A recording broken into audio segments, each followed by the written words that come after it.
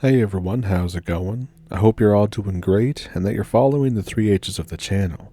In this video, it's all about stories from remote areas that may make you think twice before going off grid. So if that sounds like something you're interested in, pull up a stump and let's get into it. Thank you for watching. I had something that scared the hell out of me happen in the early fall of 2015. So, at the time I was living in West LA, but occasionally I would go to parties in the valley. I was driving down a street. It was around 3 a.m. This was during the time I was coming back or going to one of these parties. The street was deserted, and it has a lot of trees, so the sidewalk is very dark. I stopped at a red light. I see a girl in the corner. She's wearing a miniskirt. She looks like that she's contemplating the horizon, but she has a blank stare on her face. I think that it's probably a hooker, and she's likely high. I think nothing of this. So I'm just sitting there in my car. I reach down and check my phone while I'm waiting for the green light. And then I see a shadow at the corner of my eye. I jump and drop my phone, startled. She's standing at the passenger side of the car.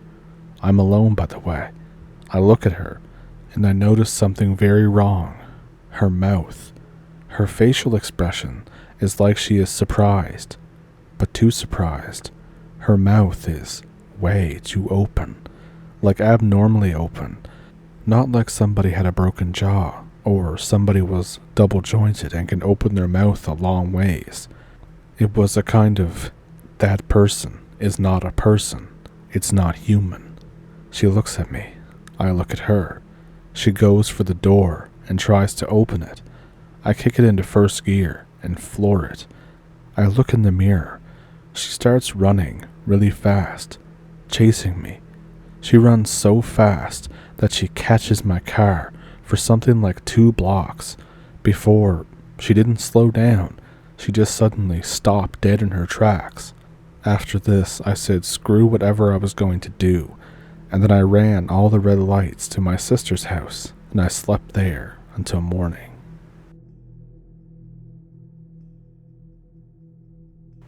This isn't my story, but it's my stepdad's, and it's one that he loves to tell me every Halloween. So at the time of this, he was 17 years old. It was 1978, and he was growing up in rural Tennessee. Some of his favorite things to do were hiking, hunting, fishing, some real outdoorsman stuff. One day, he and a friend of his, whose nickname was Billy, were fixing to do a weekend-long camping trip in some woods a few miles from their homes. They left their bikes by the opening to a trail and just hauled their equipment in by themselves. They set up camp after a while, finding a nearby river to possibly fish from. As they set up camp together and started a fire, Billy asks who is now my stepdad to have a listen around. Apparently for the last few hours, there hadn't been any kind of noise, not even insects. But my dad chalks it up to their presence, saying that we are the predators. My stepdad and Billy spend Friday night alone in the woods, eating food that's cooked over the fire, just talking about girls and usual stuff that teenagers in the 70s would talk about and do.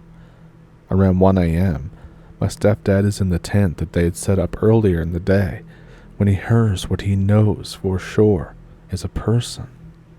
He keeps listening intently, wondering what this person is doing, but he still tries to act like he's asleep in case it's some kind of serial killer or backwoods weirdo. My stepdad hears, "Hey Danny," in a very concerned tone of voice, almost scared even. My stepdad has no clue who Danny even is. Danny, this voice apparently cries out in desperation again. The strange guy who's looking for Danny eventually wanders off after a few seconds or so.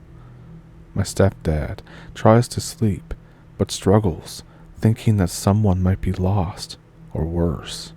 The next morning eventually comes, and he talks Billy into seeing if they could try and look for the stranger and his friend Danny.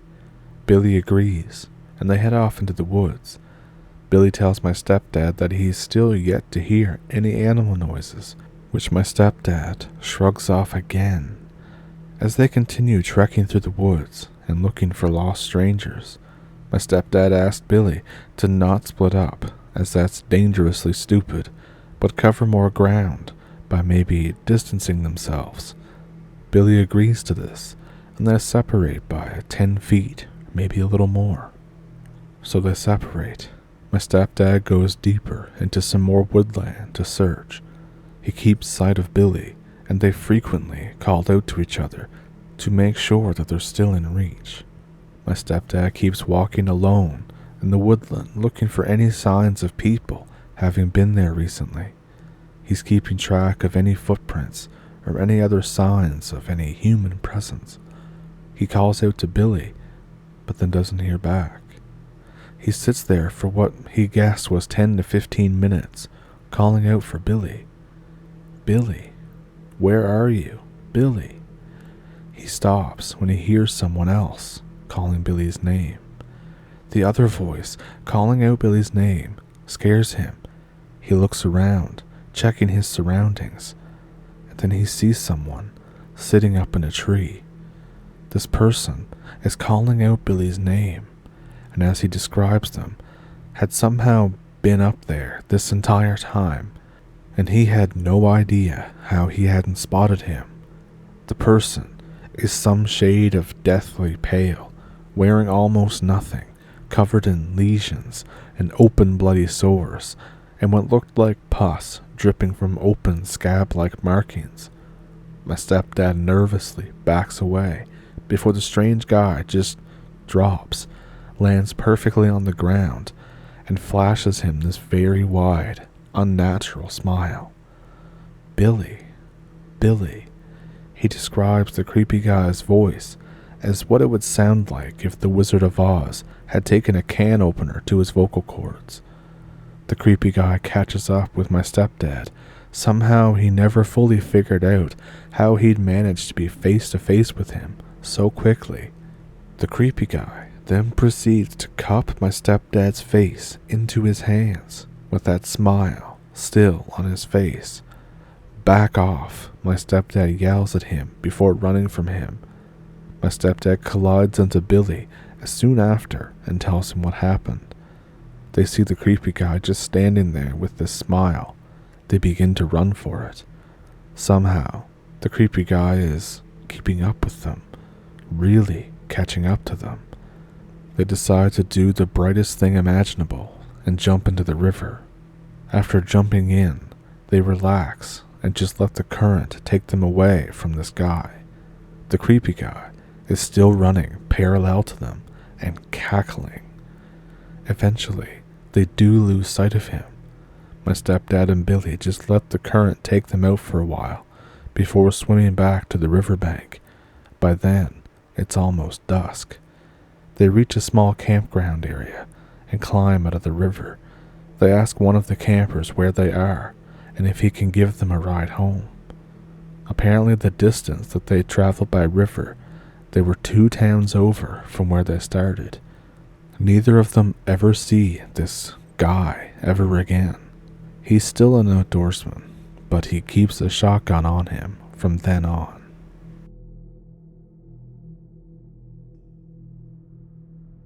I know a lot of people may be tired of hearing about Bigfoot, but all my interactions have been terrifying. I hate all those Bigfoot experts, quotes, attempting to look for it like it's a ape. It's not an ape. They are like people. They will know you are there well before you know they're there. Most of the times, they just try to scare the ever-loving shit out of you. I went hunting this one time near Crater Lake with elk tags a few years back. It was a pretty remote area. I hiked about 5 miles off an old logging road, not some populated campground. It was about 10 at night. Me and my old friend were sitting around the small fire that we built, just BSing and talking about where we should scout out tomorrow morning, along with some of the game trails. We suddenly hear what sounds like someone smashing a large rock into a tree off along the ridge opposite of our camp about 3 times. About a minute later, we hear the same noise, but behind us, maybe 400 yards away, and then another 3 times. At this point, we're getting spooked as we know that there can't possibly be anyone else in this area. Then, back toward the ridge where we heard the smacking sound is an owl sound, but much closer and stupidly loud, like if you gave an owl a megaphone and sounded off. It then went silent for about 15 minutes, but we both felt like we were being watched just beyond the firelight. We both loaded our Winchester 300 mags in our rifles and held them close. Then, the being or whatever on the ridge made whooping noises closer on the ridge toward us. We started hearing something just barreling through the thick brush next to our camp, making loud and distinct 2-legged running sounds. Most animals like bear, elk, or deer have a distinct running pattern, different from, say, us humans, with our right left, right left, right left sound. The footfalls were so heavy that I could feel them in my feet on the ground. Eventually, it went quiet for a while, like disturbingly quiet, and we both confirmed that we had the sensation that we were being watched. By this point, we were both exhausted and terrified, and we were hoping that this was finally over. So I did one last scan around the camp with my flashlight, and there on the trail that we made coming in, I see this human-looking face with matted, reddish-brown hair peeking out from the trunk of this sugar pine. The head was 8 to 9 feet off the ground. I honestly got weak in the knees then. I fired a round off above its head. There was a blood-curdling scream that continued off and on all night that sounded like humans dying. It was too late to even attempt to hike back, so my buddy and me literally just collected as much wood and made the biggest fire we could and stayed up all night. I can honestly say that I've never been that scared in my life and never want to experience that ever again. As soon as the sun came up, we packed up our camp and just immediately left. We didn't say a thing to each other the whole time. I've talked to other hunters I know, and I was floored about how many had these experiences, but didn't say anything because people who haven't seen them always berate them or make fun of them. Like one guy I talked to who had a special bow tree hunting stand. He made it himself in his preferred hunting location. He put 2x10s in this cedar tree with some hefty lag bolts for the support deck. He came out the next year to his spot, and the 2x10s were torqued out and laying against the tree. The bolts were snapped in half from sheer force. In retrospect, I realized that if these things wanted us dead, we probably wouldn't stand a chance. So ignore any so-called expert in this field. Those people on TV claiming they know everything, like it's a giant ape, only care about money.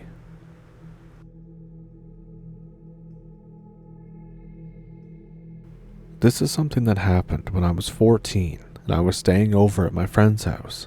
I was trying to fall asleep. We played Nintendo pretty much all day and all evening. All the lights were off. There was only moonlight in the room. I get up and sneak to the bathroom to pee.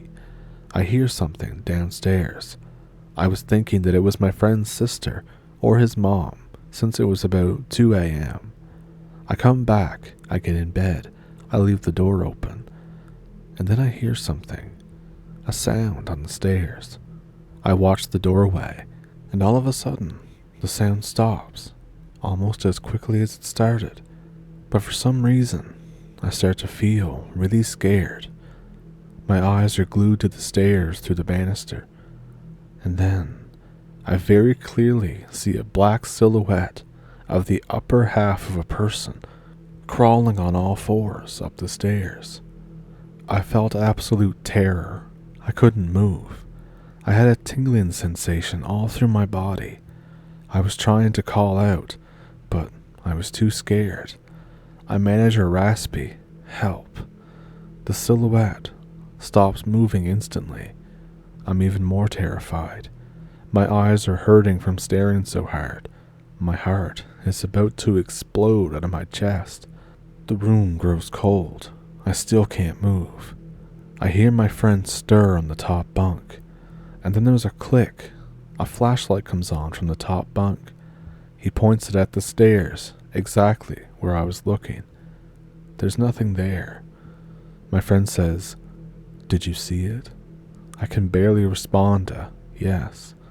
He says, "Me too." We both lay in silence for 20 minutes. He gets up and turns on the light. I think, what do we do? Was someone there? He says, "I don't know, we should tell my parents." When I ask if they'll believe us, he says probably not, but we still should. The next day we told them, and of course, they didn't believe us. But it doesn't end there. 3 years later, the same friend is at my house for a stayover. We're sitting on the front porch. Our house is on top of a hill with a gravel driveway, surrounded by woods. We were talking about the shadow figure on the stairs from the years past. My friend says that he saw it a couple more times. I say, "There's no way that you saw it again. We were just stupid kids." But he assures me and says, "No, I really did." And while we're talking, I hear gravel shuffle in the driveway. Both of us freeze and look. It's too dark to see. I get the same feeling of absolute terror again. It starts at the bottom of my spine and creeps all the way up. My friend grabs my sleeve and says, "He's there." My friend points to the middle of the driveway, just past some bushes. There's the silhouette of a man's head that can be seen just above the bushes. The paralysis sets in, more terror. My friend is gripping my arm. A car drives by on the road below the driveway. The headlights show us that nothing is there. We relax a bit. We're just seeing things right, just recalling how scared we were. I'm able to move again. I look over at my friend, and now he has that look of absolute horror. There's tears in his eyes. I said, "Dude, are you okay?" He just said no. His face is full of fear. I nudge him a little bit. He releases the death grip on my arm and reaches for the handrail to get up. And then we hear the loud sound of gravel from directly below us. I look down. There's grated metal stairs there. Just pitch blackness. But both of us are frozen again. I literally cannot lift my feet from the stairs. I feel absolute chilling air come from under the stairs. I'm getting goosebumps all over my body. I'm trying to force myself to get the hell out of there with all my mental might, but it feels like my legs weigh 10,000 pounds. My friend stops breathing. Me too. I can't breathe. The sound on the gravel continues below us. I manage to reach my hand in my pocket for my lighter. I almost drop it into the darkness below 3 times. I hold my lighter down near the darkness below the stairs. My friend death grips my arm and stares down with me. The lighter sparks once, and we see nothing. I spark it again. We still see nothing. I strike it again. It still won't turn on. And then, as soon as I get a little bit of a flame, I see 2 reflections of eyes down below the stairs. My friend immediately jumps up and almost pulls my shirt off and says, "Move." My legs work again. I run up and into the house. I slam the door. My friend is clutching his chest, stumble falling onto the bedroom to close the door. He says, "I saw eyes. I saw eyes. Call the police. Please call the police." We both are in full panic mode again, but we have no cell phone since this happened in 1996. The only phone is in the room with the modem. And then we hear something coming up the stairs outside. It's that weird bong sound that makes when you hit the side of metal stairs. My friend calls out, "Help!" The metal stairs keep going. 10 seconds later, though, we hear gravel in the driveway, kicked twice. We think, what the hell was that? Is there more of them? I end up getting a hunting rifle, because that's all I have. We wait for 2 hours, but nothing happens. Nothing ever happens. It's still the scariest thing and the scariest night of my life. I'm not sure if my friend was just crazy, but I definitely saw something under those stairs in that driveway. Tyler Mountain is creepy, guys. I'm not sure if there's a creepier place in the USA. I apologize for the story being a little disjointed, but I'm trying to remember everything the best I can.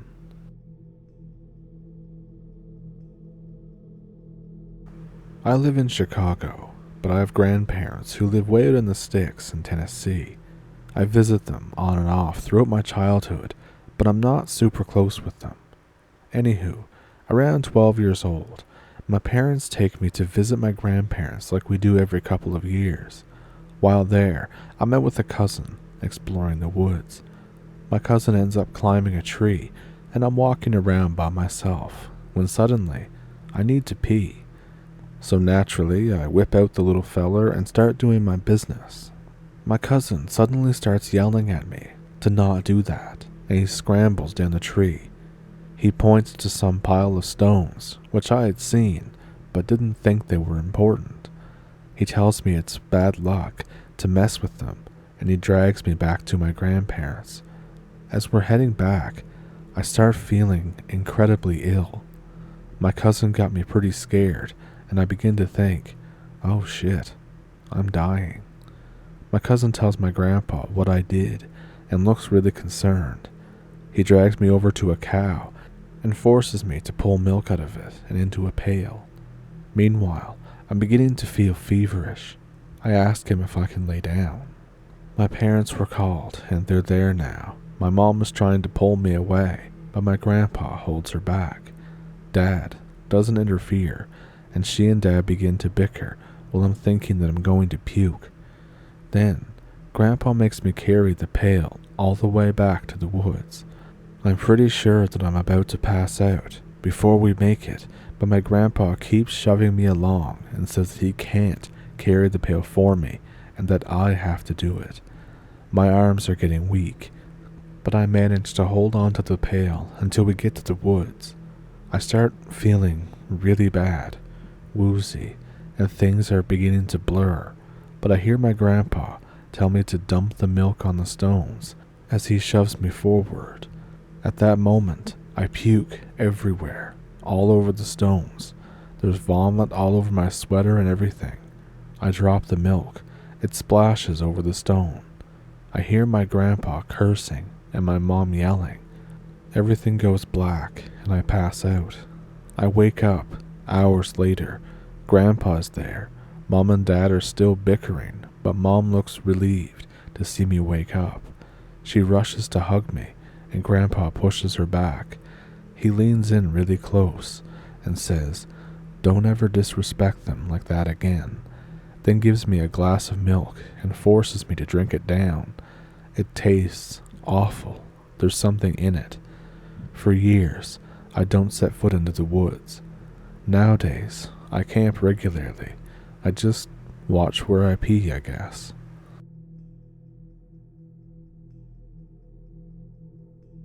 So this is something that happened back when I was around 17 years old. I was living in South Carolina, and during this time I was driving up from Charleston to Dorchester for a party with a friend of mine named Kyle. I was the driver, and he was the passenger.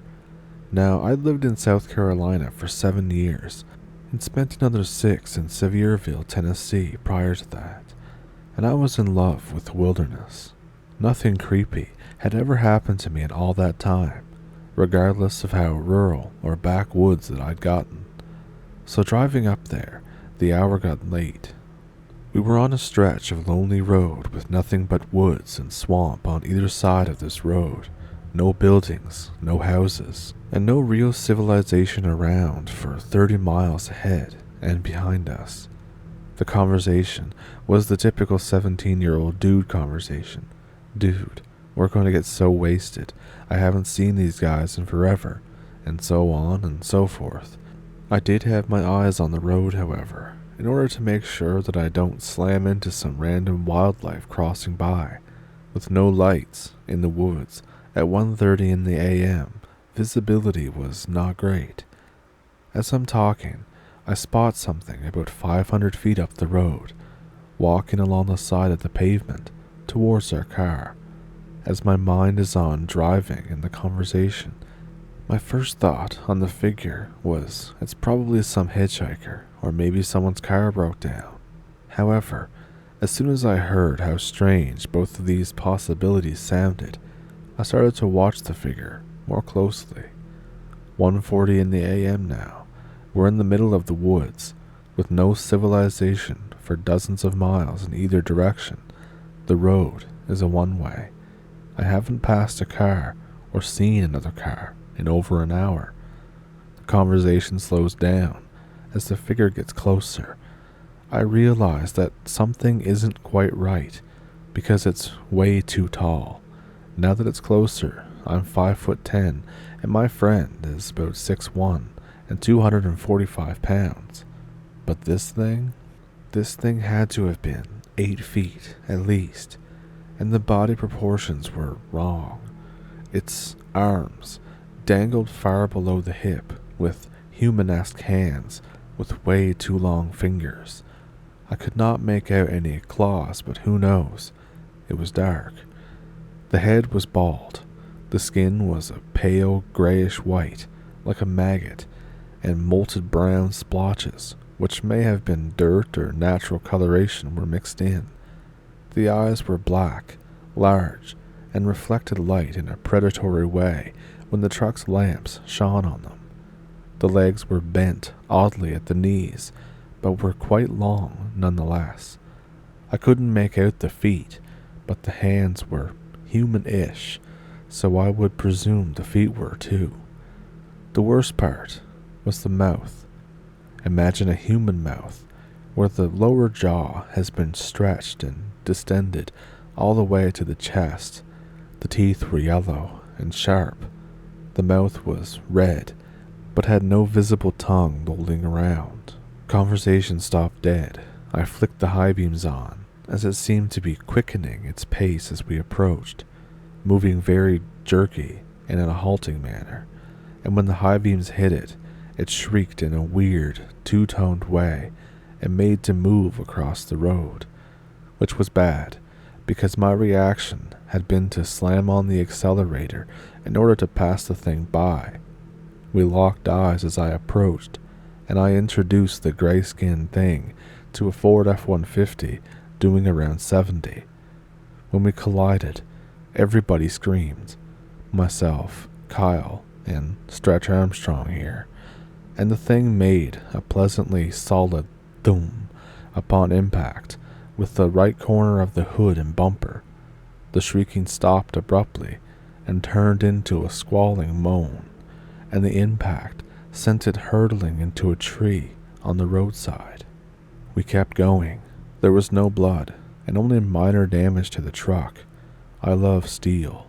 As we passed it, I told him to check on our 6, and he said, "It's down. I can see its legs. It's not moving." I nodded once and stayed quiet for another 5 minutes. My friend, who was used to being a badass and playing high school football on the D-line, was visibly shaken. He was in his seat, and he was hyperventilating. I drove the rest of the way in silence, got to the party, and said hi so I could get through the door, locked myself in the bathroom, looked at myself in the mirror, and probably cried for about 15 minutes. I have no clue what road. I live in Miami now. I'm 27. I don't really care whether or not anyone believes me. I know what I saw, and I saw it way before I have ever even heard of these things existing, or knew what a skinwalker was. I was a huge nerd, very much into D&D and other crap, so part of my issue was trying to figure out what monster I even saw. It didn't even seem to match any description of anything I'd ever heard of. All I knew was it wasn't human, and we gave it a black eye in exchange for a dented hood and scratched paint, so I knew it was solid and not some kind of ghost or hallucination. I actually decided to share this story because I've seen some of the skinwalker stories online, and people have mentioned them as being gray-skinned, naked men, which synced up exactly with what I saw. It's actually comforting to know that other people have encountered these things, and I hope it comforts the people who have encountered them to know that they don't seem to enjoy being broadsided by 3 tons of steel at 70 miles per hour. So I've always liked and feared the paranormal, but now I've mostly lost that fear and just kept an interest. This is why I say mostly. I should first mention that by 8 p.m., no one except teenagers are downtown. I've been alone late at night walking home on a creepy road with salt marsh on either side, and even been alone once in the woods and didn't really fear anything. But once I reached the street in front of my house, property, I feel like someone's watching me, and I quickly run inside where I feel just slightly safer. I never thought much about this until recently I remembered something from when I was 10 and 12 years old. Across the street from my house, there's a pretty unkempt dirt road that goes to a little nature trail. Being 10 and wanting to explore everything, I biked down the dirt road until it ended with salt marsh on either side of me. I look to the right and I see a small clearing with a few trees on either side of the marsh. Dumbass me tries to walk through the bog and get to this clearing. I reach the clearing eventually, and I run around and do 10-year-old things. But then, for some reason, I stopped, and I made direct eye contact with what I now noticed, an all-gray, translucent, 5'9" human figure watching me. I have no idea how long it was doing this, but it notices that I notice it, and it runs toward the direction of my house. I turn and run, and then bike as fast as I can home. Now, of course, I go back there, but with friends. Now 12, I walk back with some friends, and we go down a trail. All seems a-okay, until we see a shack about the size of 2 refrigerators. We look into the window, seeing nothing but black. We also notice pots and other early 1900s objects. We go forward on the trail, and we end up about 2 minutes later going back to fetch something that we left near the shack. The shack is gone. Just gone. It's a straightforward trail, and there's no way that we just lost a shack in 2 minutes. We continue and go to the dirt road. We pass the clearing location and go to a dead end and turn left to a fence that says no motor vehicles past this point. Yay, another trail. We go down the trail with walls of trees. Nothing unusual, except we find these creepy and out-of-place foundations. 2 of them. The foundations were probably a house and something else that's smaller. It had rusted metal on it.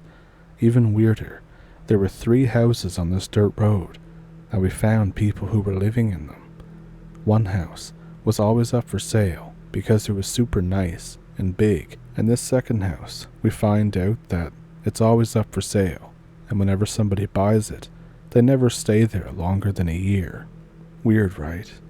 Well, the third house is kind of much further into the woods. It has Christmas lights up, 24/7, 365, every year since I was 10.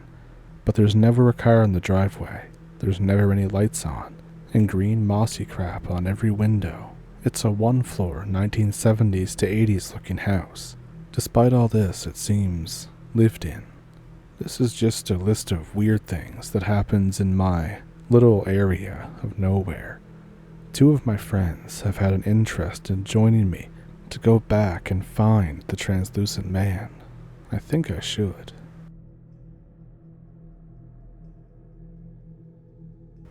So I saw a tall, pale-skinned being in my grandparents' yard in Willow Creek, California, back in 1994. I had grandparents, Dad's father and stepmother, who lived in Willow Creek until their respective passing in the early 2000s. Before then, my dad, sister, and I would visit at least once or twice in the summer, and sometimes for Thanksgiving or maybe Christmas.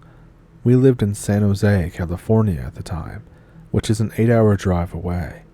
We loved going to hike in the surrounding forests and playing in the Trinity River. We grew up hearing about Bigfoot. The famous Patterson video was shot in the area, and the town is Bigfoot tourist heavy, but we were taught to watch out for the very real pumas and bears. I need to explain a bit about how my grandparents' house was laid out for some aspects of this story. They had a small 2-bedroom, 1-bathroom house set at the corner of 2 streets.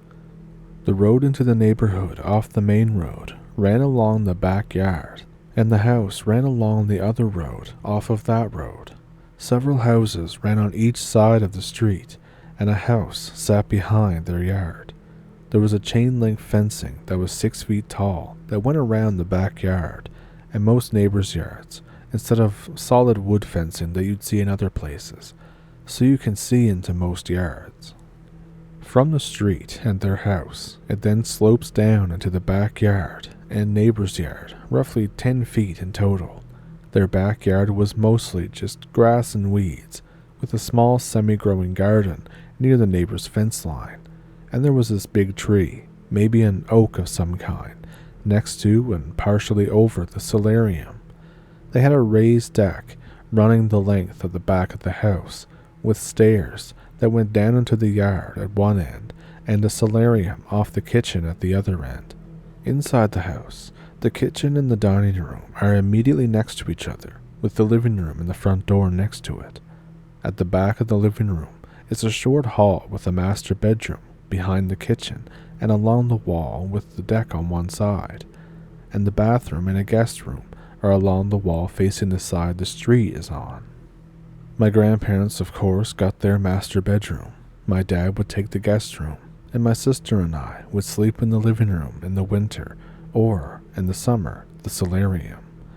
The story takes place in mid-August 1994, one last summer trip before school started in a couple of weeks, at the request of my sister for her 9th birthday earlier that month. I was 11 at the time. We left early to get there before dinner, so Dad could nap from the drive a bit, while me and my sister went down to the portion of the Trinity River that ran at the very back of the neighborhood. The afternoon and the evening went as usual. That night, though, we went to sleep in the solarium, as was the custom for our summer trips. At some point in the night, I woke up. No real reason, not even to go to the bathroom. I just have always done this from time to time. Even still, I do this. I did what I usually do, and I stared up at the stars and the moon, around half visible. I couldn't tell you if it was waxing or waning. And all of a sudden, I got an intense feeling of dread that skipped fight or flight and went straight to freeze or you're dead. After some time, most likely just a minute or two, I turned my head to the side to look into the yard. I had to turn to my side and lift myself a bit to get a better look, but the source of my feeling was impossible to miss. Standing at the bottom of the yard, next to the neighbor's fence line, stood a tall, skinny creature with skin the color of the moon. It had no hair on its head or anywhere else that I could see. Its eyes were shiny white with a reflective quality, but not bright like a bright light was shining on them right then, just moonlight. Its face had human features, but it seemed squished and flatter. Its arms seemed really long, but that could be just because it was really tall. The chain-link fence came up to its armpits, so it had to be around 7 to 8 feet tall. Not enough to just step over the fencing, but I didn't hear it climb over unless it had been in the yard before I woke up and just didn't get the dread feeling until later. Its body had dirty brown, dark gray looking rags over its chest and around its hips, covering its crotch. And it was looking right at me. I got scared and ducked down into my sleeping bag as far as I could. My sister has always been a heavy sleeper, and I didn't want to wake her up for this anyway. The next thing I hear are heavy footsteps on the deck coming toward the solarium. There's a wood door with a screened window on the top of it, not opened at the time as far as I can remember. All was quiet for a little while, so I peeked out through a small fold of the sleeping bag, through one of the bottom windows of the solarium next to the door. I saw its pale, large feet. The skin was rough, and the toes were gnarled with dirty nails. I curled up, trying not to make a sound or move much. The bag was getting stuffy. The next thing I know, my dad is gently moving me with his foot, asking if I was cold because I was still huddled down into the bag. I looked around, kind of disoriented. There was no evidence of that creature from the night before. No marks or footprints, not even any bent fencing. My dad was a huge skeptic of anything paranormal, cryptid-like, or otherworldly, but I told him anyway. He, of course, blew it off as a dream. Sis, being a deep sleeper, didn't notice anything. I asked my grandparents if they heard or felt the thumping on the deck, which would have been along their bedroom wall, but no, they both seemed weirded out by my story, and my grandma later privately told me, "There's lots of strange things that happen up here. That's why we avoid being outside at night." But she would never elaborate, though.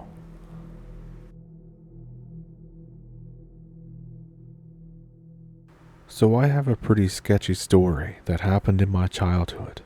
It was back in the late 80s, maybe the early 90s, it's hard to remember at this point, but I was 15. I was living in North Carolina. I lived in the inner city, and I was getting into all the wrong habits, causing trouble at school and in other places. Of course, it didn't stop there, and this path led me to start getting into drugs. But Dad puts his foot down. He says that I need to learn about the Red Road. He sends me to spend a month on my grandfather's farm, deep in the Cherokee Res territory. I'm half Cherokee, but at this point in my life I had never really known anything about my origins or anything about the tribe. I begrudgingly agree, but I secretly pack my Nintendo and a couple games. My granddad comes to pick me up in his rusty old Ford truck. He pulls up in front of the house. There's big hugs all around, for me, my mom, and a handshake for Dad. I remember my grandfather saying, "How are you, Johnny? I missed you. You never visit anymore, since Ruthie passed." He's a grizzled old NAMVAT with a native pride hat on. I can hardly understand him through the thick southern accent and his speech impediment. After we talk, I climb in the truck and we leave my home and drive about an hour south into the deep woods, into the country. We cross the border into Cherokee land. He mutters something that sounds like, "Aho." I get to the farm. My grandma comes out, and there's big hugs all around. I meet all 12 of my cousins, whom I've never even heard of before, and my uncle. His name is Standing Bear. There's an old ramshackle farmhouse. It looks run down on the outside, but it's extremely cozy on the inside. It's about dinner time. We go inside. Grandma made breakfast for dinner, and let me tell you, that was one of the best dinners I've ever had. After a full stomach, I began to get tired and started to yawn. I go into the living room, and I see this really old TV. I hook up my Nintendo, and I mesmerize the country cousins with the wonders of the games I brought. These kids haven't ever seen video games before. They're hooked. We play until about 10 o'clock at night, and then my gramps says that it's time for bed. We all retreat into the attic, and we horse around until 2 a.m. It's about 3 now. I realize that I can't sleep. I'm tossing and turning. There's a lot of snoring from the cousins. I know that they're all out of it. I get up to get a glass of water. I walk down the stairs. As I'm filling my glass at the tap, I hear the strangest thing that I've ever heard in my life. It sounds like a howl and a roar at the same time. It came from the back field. Grandpa comes running down the stairs in his long johns, his eyes looking wild. I say, "Grandpa, did you hear that? Was it coyotes or something else?" He responds, "That was no coyote, Joe. Just go back to bed. Now. I'll handle it." He grabs his Ruger and goes out the front door. I walk back up the stairs and into the attic. All the cousins are up, talking rapidly. "Did you hear that, Joe? Did you hear that?" I nod. Cousin Freddie comes over and looks me dead in the eye. "Did Grandpa go out there?" I say, "Yeah, he did. Why?" Someone else says, "Shit, that's not good." I say, "Why? Isn't it just a wolf or something?" They look at me like I have 5 heads. And then I hear, "He don't know. Should we tell him?" Nah, if Grandpa didn't tell him, then he don't need to know. I sit on my bed. "Guys, what is going on?" One says, "Just go to sleep, Joe. It'll be fine." I think, whatever. It's about 4 a.m. now. I'm still up. And then I hear 2, 3, and then 4 shots from the direction that my grandpa went. And I hear that crazy howling noise again. I decide that he's got it handled. I try to fall asleep, but I can't. I have no luck. After what feels like an eternity, 5:30 rolls around. My cousins all start to wake up. I hear, "Come on, Joe, get up. We gotta go muck the horse stalls." I get dressed, dreary-eyed, and go downstairs. My grandma has once again outdone herself. Breakfast is ham steaks and grits and biscuits with gravy. I finish eating, go outside. My grandpa is in the backhoe, digging a huge pit in the backyard. There's something wrapped up in a tarp a few feet away. I see a hoof sticking out. He turns off the backhoe and hops down from the seat. He says, "Something came over the fence and killed one of our cows last night. I don't want any of you going out past sundown anymore, you hear?" Everyone agrees and says yes. And he nods and says, "Good. Now help me get Crooked Arrow in her hole before the flies come." We heave the dead cow, tarp and all, into the grave. He gets back on the backhoe and buries her. So now fast forward a bit. Me and my cousins are in the barn shoveling horse shit. While I'm there, I hear this conversation. "Should we tell him yet, guys?" "Shut up, Roxy. Grandpa doesn't want him to know yet." I'm thinking, what the hell is going on? But I continue shoveling horse shit. My cousin Roxy at some point comes over to my stall on the pretense of, quote, showing me how to properly muck a horse stall. We're using pitchforks to shovel the shit and hay into piles. She gets wicked close and then suddenly pins me against the wall and says, "How much do you know?" I say, "What?" She says, "Quiet down or they'll hear you." I said, "How much do you know?" I said, I know math and history and stuff like that." And she said, "And Grandpa said you city people were smart. I meant about the spirit, dumbass." "The what?" She sighs. "It's called a Wendigo, a forest spirit. It eats people and animals, and we don't usually get them around here. But this one has been in the area for about a week now. Grandpa refuses to call the tribal council. He says that he can handle it himself." I say, Okay, so what?" I didn't really believe her at all at this point. I was still thinking that it was just a wolf out there and that everybody was overreacting. But she says, "So we need to do something. If this thing keeps killing cows, we won't have anything to make money off of." I ask, "What can we do? Grandpa won't let us help." And she says, I think I can change that. We finish mucking the barn and then go play outside. They show me the lay of the land, the fields, the woods, everything. It's pretty cool, very peaceful and serene. They bring me to a fire pit in a clearing, and everyone sits around it in a circle. Cousin Freddie lights the fire. He says, "All right, it's been brought to my attention that the Wendigo has come to our land. Grandpa won't tell us the truth, but it's pretty obvious. What are we going to do?" Someone says, "Explain things to Joe first. He probably thinks that we're all crazy." And then they tell me pretty much everything. Apparently, the thing that killed the cow is called a Wendigo, and it's a forest spirit. The Cherokee have told legends of it for generations, so I know a little bit about it, but not much. At this point, I still don't believe them, but I'm starting to think that what was out in the field and what killed the cow wasn't a coyote or a wolf. We finish the discussion. Cousin Roxy pulls a cigarette out of her pocket, and by this point it had been days since I had a smoke, so I said, "Can I have a drag, please?" She said, "Shut up, this is important." She breaks it open and scatters the tobacco into 4 little piles around her, north, south, east, and west. I still have no idea what's going on. She said it's an offering to the Great Spirit so that he will guide us in these troubled times.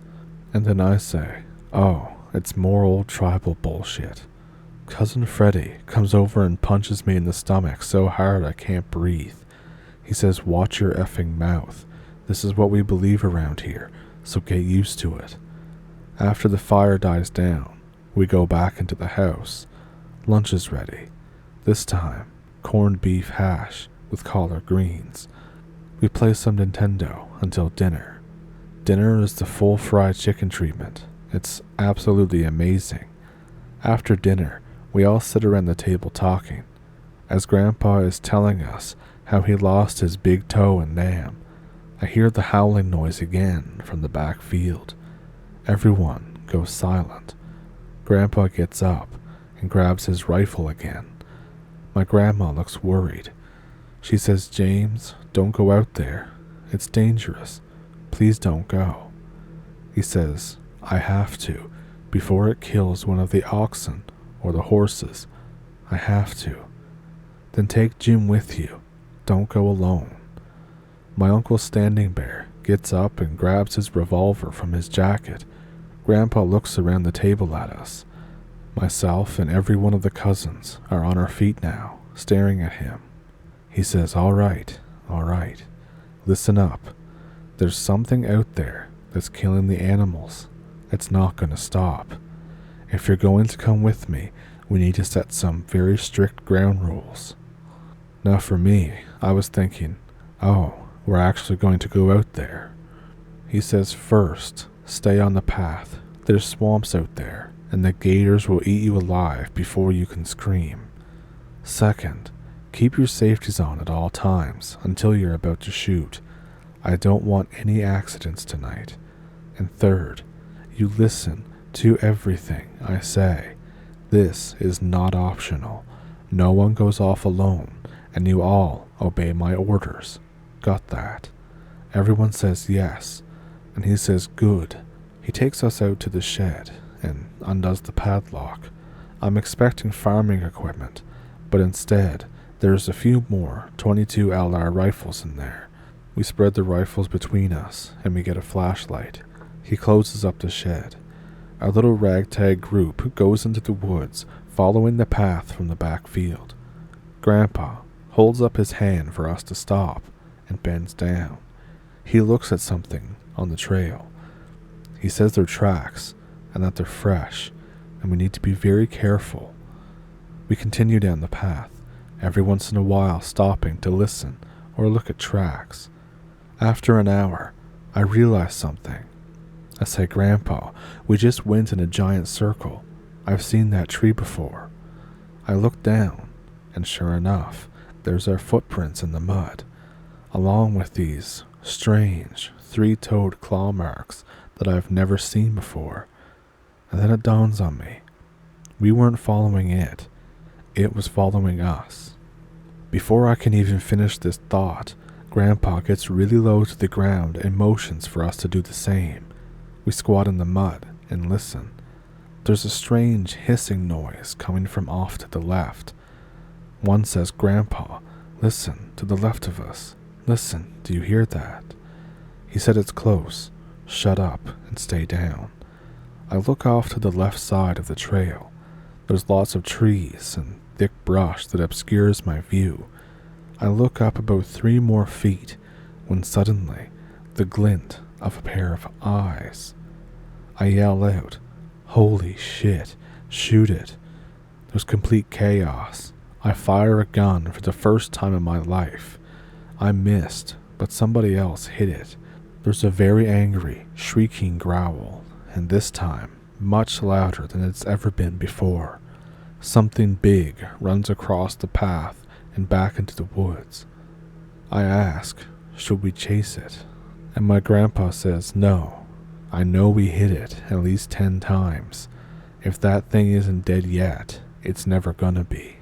We hike back down the path toward the house. At the edge of the woods, Grandpa motions for us to stop again and points up the hill toward the house. There's an 8-foot shadow standing in front of the back fence, complete with the same bright yellow eyes staring us down. It starts running at us.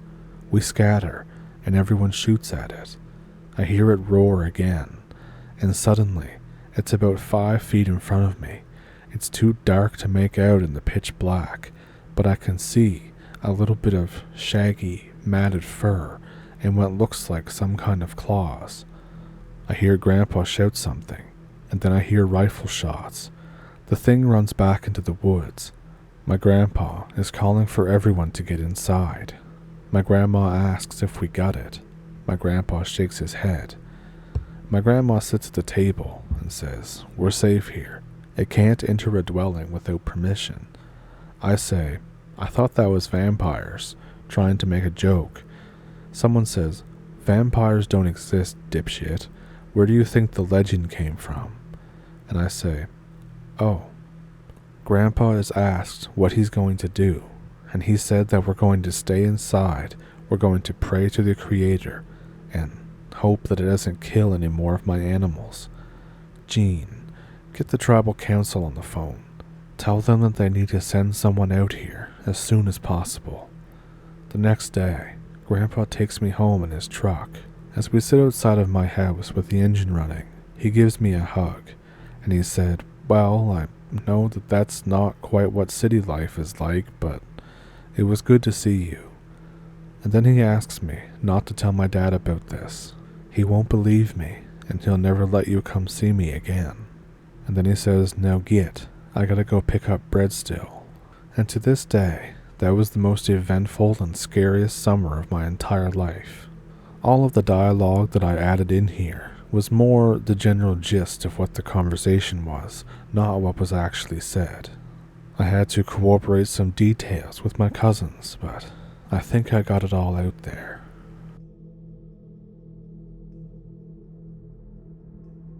I used to be a security guard for the Vancouver film industry. One very popular filming location is a mental institution. It's Riverview or Riverside, I don't remember now.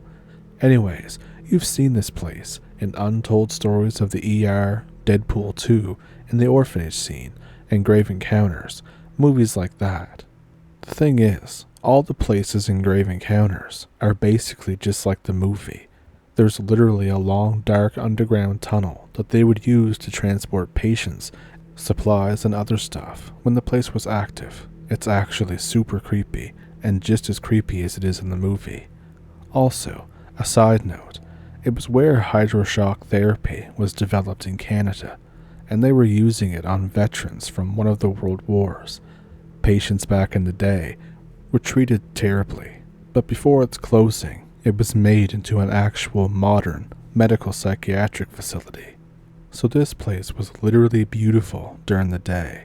They brought plants and trees and flowers from all over the world, to help the patients keep calm and for outdoor therapy, so much so that my first day shifts there, I would wander about the grounds a bit and go through the buildings.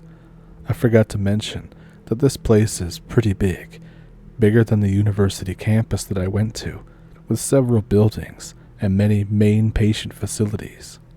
So on my first night shift, nothing out of the ordinary happened. My second one, again, nothing. All these nights I worked there, nothing really happened. Some of the other guards would say that they didn't like the building, or that they got a bad feeling there, but I loved it. One hot summer night, though, I see a June bug for the first time. They are very uncommon in BC, but I imagine it's because there may be a colony living here that got brought with the trees or flora back in the day. Not too weird. And then they started dive bombing me, like 6 or 7 of them. I was a little grossed out, but I took a picture and sent it to my wife to figure out what they were. And in that time, I smacked and killed one. I called her on the phone, all amused, and said, "Wow, the other ones are eating it." She told me that they don't usually eat bugs, and she sounded worried. But sure enough, these bugs were just mowing down on their fallen compadre. It was gross. They swarmed it like piranhas, but I didn't think much of it. I got in my car and did up the windows. That night, the motion sensors in the building flipped on. Almost my entire 12-hour shift. Like not in sequence, like somebody was walking from one place to another. It would be like top, left, bottom, middle floor. It seemed random at the time, but now I wish I knew Morse code back then, or recorded it, because shit got crazy. Weeks later, I go inside the building at night to do a round, and dear Lord, nothing really happened except that my skin had goosebumps from the moment that I walked in, just like the devil was right around the corner. It was like something was watching me and breathing down my neck, and my fight or flight sense was going crazy, for no reason. I remember the anxiety I felt at that time today, and it was like someone just poured dry ice into my veins, goosebumps on my skin so bad it almost hurt. Every part of me was screaming when something was wrong. I remember going outside to like a beautiful, hot summer night and asking myself out loud what the hell was wrong with me, and thinking that maybe that's why some of the other guards hated working there. And it just escalated from there. For a while, at night I was seeing things at the corner of my eyes, always in my peripherals. They would move and slither and dart away from my flashlight. Some nights going inside the building, I had waves of just bad vibes, just sadness, or that cold fight or flight feeling, which by the way, would now happen even outside the building occasionally. I would just tell myself that I'm an adult and I need to get a grip, but this shit was like non-stop. I always keep my flashlight on because the lights would always fail in rooms that I'm about to walk into or I'm already in. I tell myself it's just because it's an old building, but looking back, this felt targeted, like it was waiting until the door closes and then turning off, working a few seconds later, or even the next time I come through that doorway. It went further still. Doors started slamming down hallways that I wasn't in. Disembodied whispering, miserable moans that were just barely audible. I no longer liked coming to work. I put myself through this, literally telling myself I had to, because I had to overcome my fear of it. Be an adult, I tell myself. Or I tell myself that there was no ill intent, at least by whatever was going on in that place. Then one night, I stopped going in at all.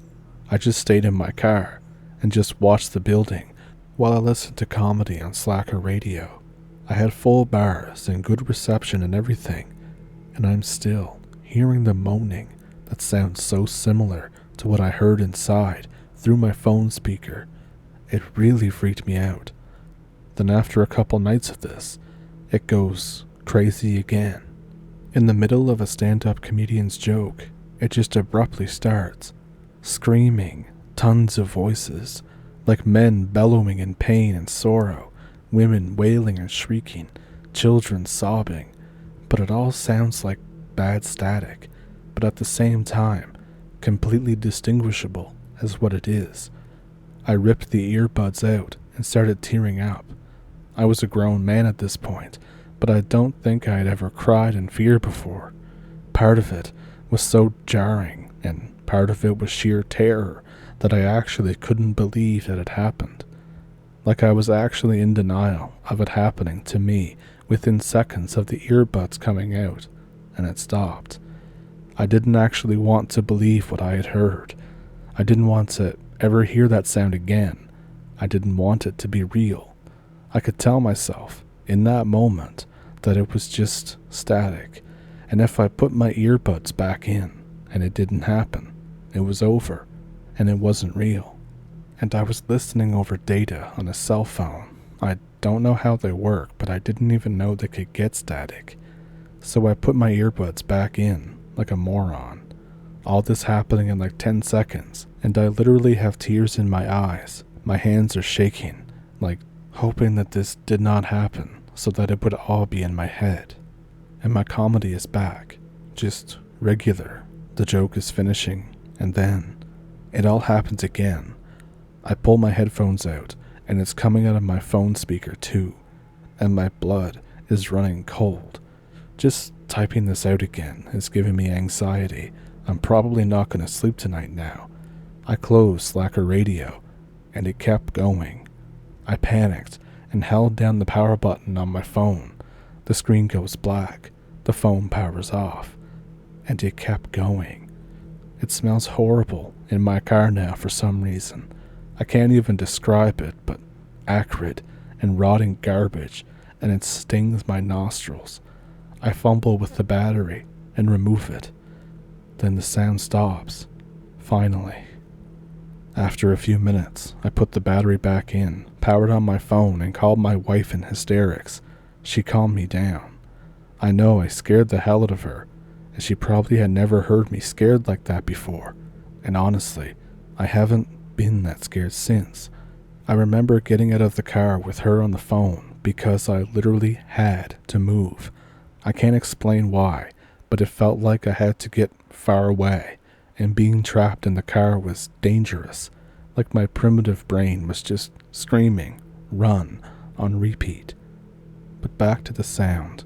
I know some people are going to be hearing this and think, what a pussy, or whatever, but it was hell. Like I literally had never heard the biblical definition as a place of great weeping and gnashing of teeth, but it fits perfectly. I feel like I heard hell, and it felt like something completely alien was trying to show me, like rub my nose in it, that there was just a lingering intent in the whole situation for me when I experienced it. I felt hatred and contempt being channeled at me, and like something was lifting the curtain to show me its work. Just pure dread and pain and agony, and it makes me sick to remember it, a cacophony of suffering. I should mention that I'm not religious, and after this was about the closest I ever came to becoming religious. Once I was calmed down enough to be in control again, I opened the car door and kinda poked my head in. The smell was gone. I got in, pulled the vehicle as far away from the building as I could, chain smoked the rest of my shift in silence. I was on the phone with my wife. She also worked, and then went home. Now this last part is the most screwed up. I drove home from the shift, and I went directly to bed, and my wife shook me awake, furious. She said, "Why would you do that? What the F is wrong with you?" And I, confused and half asleep, said, "What's your problem?" "What? Like actually what?" So she told me later that she was so mad because she wanted me to laugh or be like, "Oh, got you," or whatever, but was angry out of fear.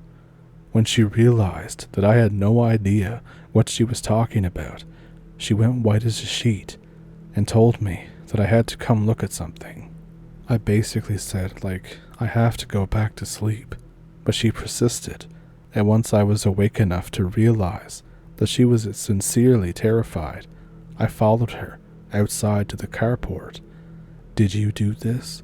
she demanded, sounding pissed again, and pointing at the rear passenger side window of the car that we shared for work. There was a 6-fingered handprint that was super dirty on the window with fingers that were way too long. I remember I instantly tried to rub it off and was about to get angry at her when I realized that she was still terrified. I love my wife. She is not a good liar and has never had a reason to. We only ever spoke about this a few times, and she has never been comfortable with it. I know that she didn't make that handprint. Back to rubbing it off, though. It didn't come off. She said, "Did someone that you work with do this?" I said, "I was alone last night. You know this." While she was basically demanding that I admit to making the creepy-ass handprint, I realized that it was inside the car. Something put its hand on the window from behind me inside my car. I had a mini panic attack again, just imagining what the hell would leave something like that. We cleaned it off, and the crud on the paper towel smelled like sewage, rotting garbage, and at this point I couldn't leave it in the garbage. We were both crazy together with anxiety and fear over what happened, and I knew that she finally believed me. We burnt the paper towel in the backyard. She called in sick and stayed with me while I finally got some sleep and tried not to go insane over what happened. And that's the biggest thing that happened. I never went near the buildings again, and it seems to have left me alone.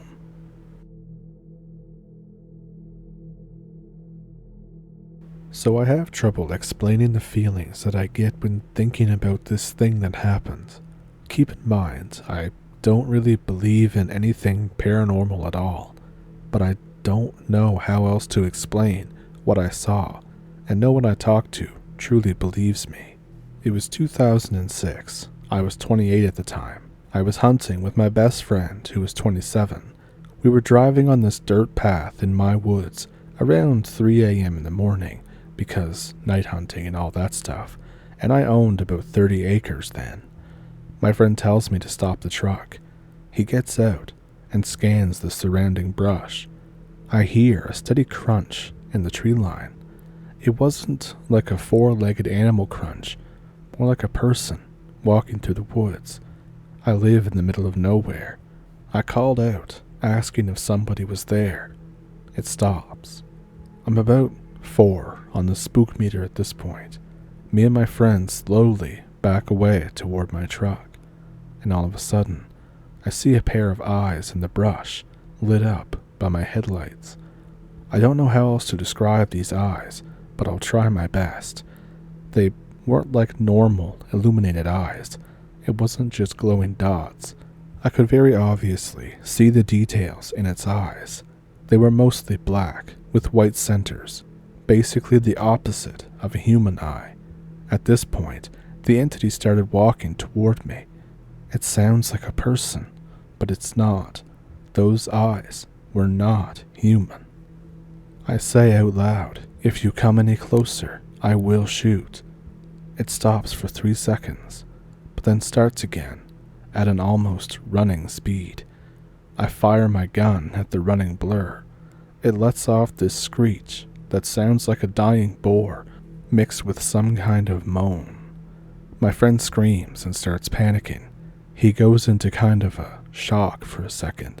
I get into my truck and start it. We drove off for another 10 or so acres and had to stop. One of my horses was blocking the road. It was dead, and its corpse was mutilated. It was a 1-lane dirt road, so we couldn't go forward without moving it. We ended up tying its feet together with rope and attaching it to my truck's hook. I went to get back into my truck, but it was right there. It was a human-like body, but almost with a goat's head, or something like it. It was really malformed. Its body was extremely muscular and kind of hairy, but its head was just so bizarre looking. It starts sprinting at me, so I fire a couple rounds at it with my 1911. It stops for a second, staggers, and then keeps running. My friend shoots at it with his shotgun, I don't know what kind, and hits it straight in the chest. This black shit goes everywhere. It screeches and runs away. We fired a few more rounds and hit it again, which just seemed to make it mad. It circled around and went at us from behind. It got to my friend and grabbed his head. His irises got extremely small, and his eyes rolled back in his head. He passed out. It looked at me, and I swear that in the darkness it looked to be smiling. It ran at me again, so I fired and got it more than once. This time it just ran away. I managed to get my friend into the truck, and we drove home. I took him to the hospital because by the next morning, he still hadn't woken up. After more than a day, he eventually did, but he didn't remember anything. In fact, he doesn't even remember any of the hunting trip, and now has a mild case of short-term memory loss. As far as he knows, nothing happened, and I let him believe that. I didn't bring it up to him. Can someone explain what I saw? Better yet, how the hell I'm supposed to explain to him what happened to him, or anyone else that asks? No one believes me, and you can now see why. I grew up on a 75-acre farm in East Texas, the Arklatex specifically. Now I'm an adult piecing all of these together, and I realize that this thing has been a part of my life much longer than I originally thought. The first ever sighting that I can remember was when I was about 8. It was probably 11 p.m., pitch black. I was crossing our bridge over a small creek to get to the fire pit that was only a few meters away. But before I could get there, I stopped in my tracks because I saw 2 red eyes staring back at me. I couldn't give you the exact height, but 8-year-old me could tell that it was taller than my grandfather, therefore not my grandfather, and therefore I needed to haul ass in the opposite direction. I quickly ran back to the house in tears and told him what happened. He told me that it was just Spider's eyes reflecting in the moonlight. Believing that he knew all there was to know, I accepted this explanation and forgot about it. This was until 2016. The second sighting that I can recall was when I was 16 or so, the same plot of land, just on the opposite end where my mother had decided to build her house. It was around 7 p.m. I went for a walk down to my mother's pond. About halfway there, I see a white figure on the very top of a pine tree next to the pond. It quickly shuffled behind the foliage and out of sight, so I could just see speckles of white peeking through. At first, I thought, wow, an albino raccoon. I was not at all scared, but something quickly turned my guts in my stomach and told me to turn around and head home. So I did. And instantly, I was overwhelmed with crippling fear, like that of sleep paralysis. I speed-walked my way back to the house. I don't remember if I mentioned it to my mother at this point, or at the 4th sighting, which was by far the scariest. The 3rd time I saw it, it was either the same year or next. I was on my way to the pond again. This time, it was in between me and the pond, on the ground, on all 4s. Here I had a pretty good visual, and the best description that I've been able to come up with is a very tall man in a full-body white spandex suit. Again, I got scared and speed-walked home. I never ran. Something told me not to run. The 4th time I saw it was not long after the last 2. It was around 10 p.m., and I realized that I forgot to feed my horse. I walked out to his pen with my flashlight out. Before I got all the way there, I saw his eyes shining at me, so I excitedly skipped up to him. When I got near him, he made a very strange huffing noise that I hadn't heard him make before. It was at this point I heard rustling in a different area of the pen. When I shined my light, I saw my horse. What was 4 feet in front of me was not my horse. My body went rigid, and I had to fight every cell in my body to make my legs take me back home. When I made it back in, I went to tell my mother, but she had gone to bed. I waited for the next day and told her everything. My mom's an avid believer in weird things like that, so she listened to me intently, and rather than telling me it was nothing, she told me that whatever it is, she would cleanse and bless the house, and it would go away. Now, I don't believe this thing is a ghost or a spirit, so I don't think it can be cleansed out, but I didn't see it again for the remaining time that I lived there. I moved to a big city 8 hours away and forgot all about it. Up until more recently, it's been on my mind quite a lot. I will be going home to see my mother soon. I certainly don't expect a sighting, nor do I want one.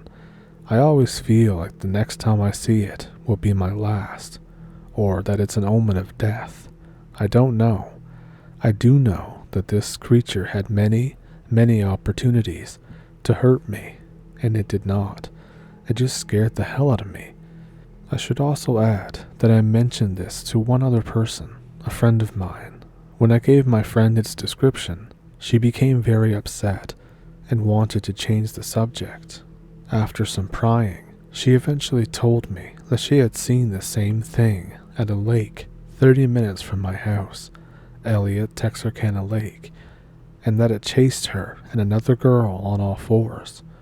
She asked again to change the subject and never mention it again. If anyone else in East Texas has seen this creature, I'd love to hear about it. As much as it scares me, I struggle with convincing myself that it was real.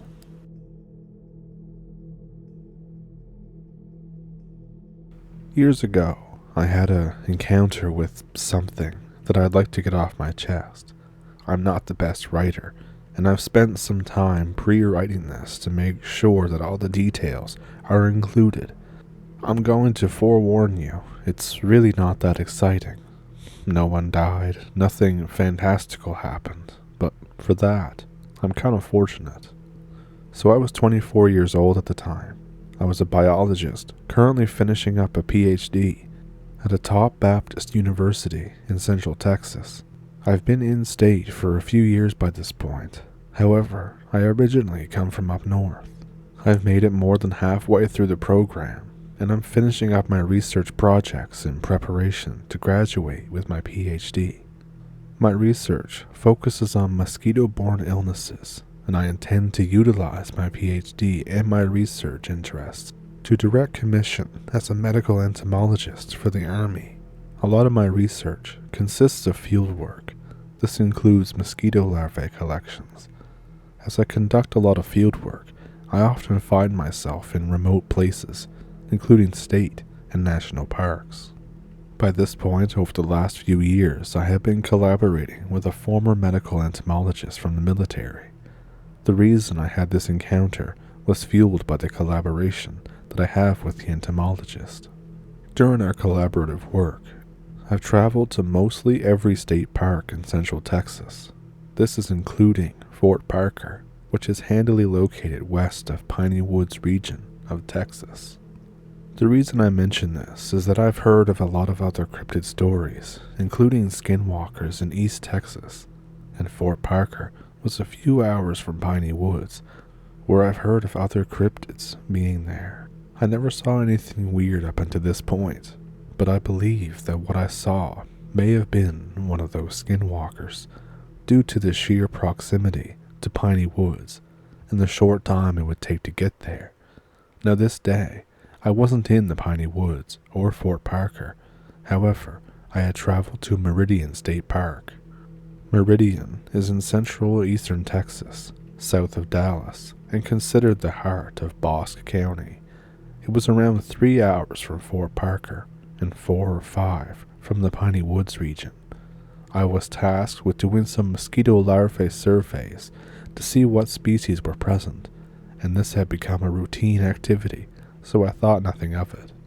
The park was eerily deserted for a Sunday morning, with a few campsites set up and a few park rangers working. I quickly signed in at the ranger station, showed my collection credentials, and was given a parking sticker and a receipt for my car windshield. The weather was quite good, with a temperature around 74 and partially cloudy skies. I parked my car in one of the parking lots next to the lake, specifically next to Lakeside Campground Premium Shelter 4. I had counted no more than 5 cars, and from memory, I remember seeing a bunch of Taiwanese tourists. I applied bug spray. As a biologist, I've learned a lot about mosquito-borne illnesses, tick-borne illnesses, and I wouldn't be a happy camper on the receiving end of any pathogen. I grabbed my rucksack out of my trunk, as well as my collection gear, larval dipper, strainer, Eppendorf tubes, and 50 milliliter conical tubes. Now I'm usually legally carrying when I go into state parks. This is due to being from the north, originally, and having to deal with predators. Now I'm no survivalist or gun nut, and I don't have an SKS, but I do have a rusty 9mm Smith & Wesson M&P M2.0. However, on this day, I chose not to bring it because of the humidity being pretty bad. My original plan was to hike at the Bosque Trail, and then cross over onto the Shinnery Ridge Trail, sampling any streams that I passed. I started out on the Civilian Conservation Corps Bridge, and I made my way north on the Bosque Trail. It was pretty amazing at first. The forest was alive with insect activity, bird calls, and a slight breeze which rustled the leaves.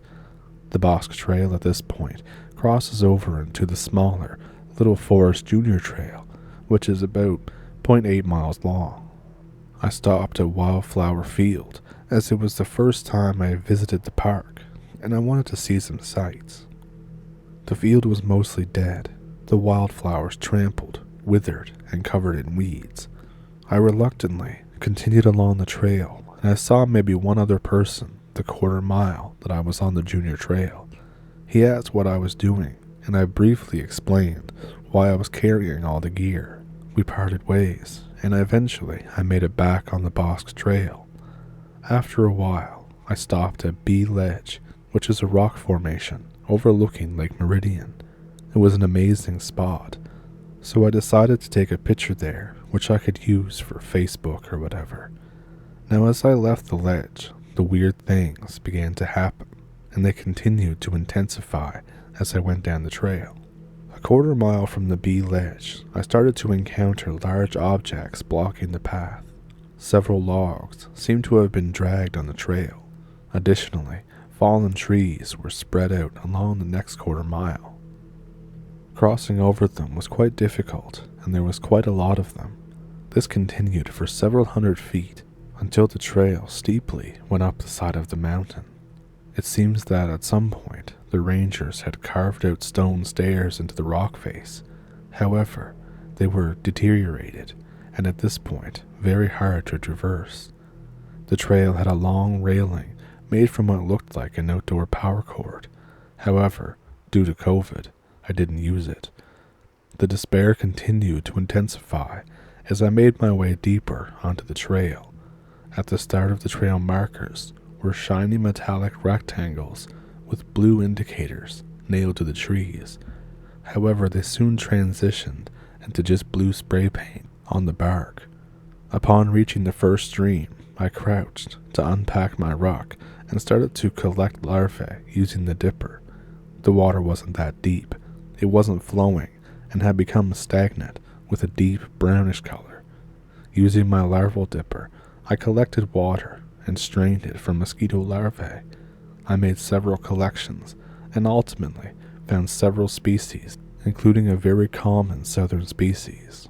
After taking my samples, I carefully packed my rucksack to ensure the samples wouldn't be disturbed during transit.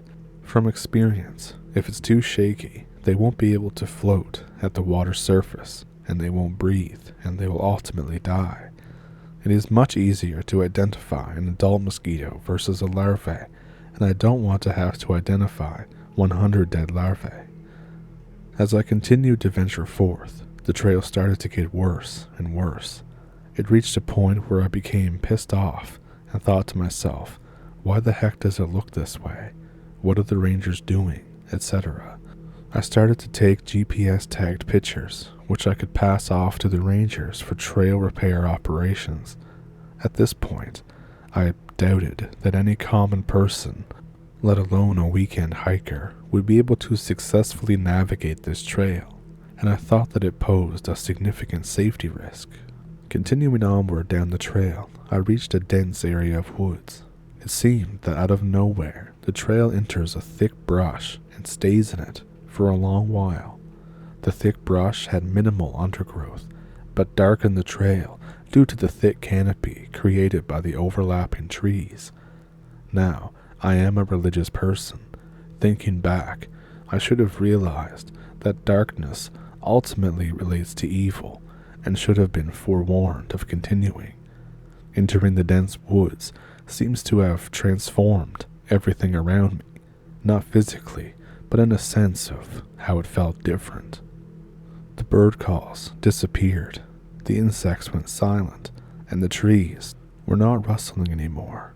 Slightly alarmed, I continued onward as I was approximately an eighth of the way through the Bosque Trail and had several more streams that needed to be collected, at which could take several hours.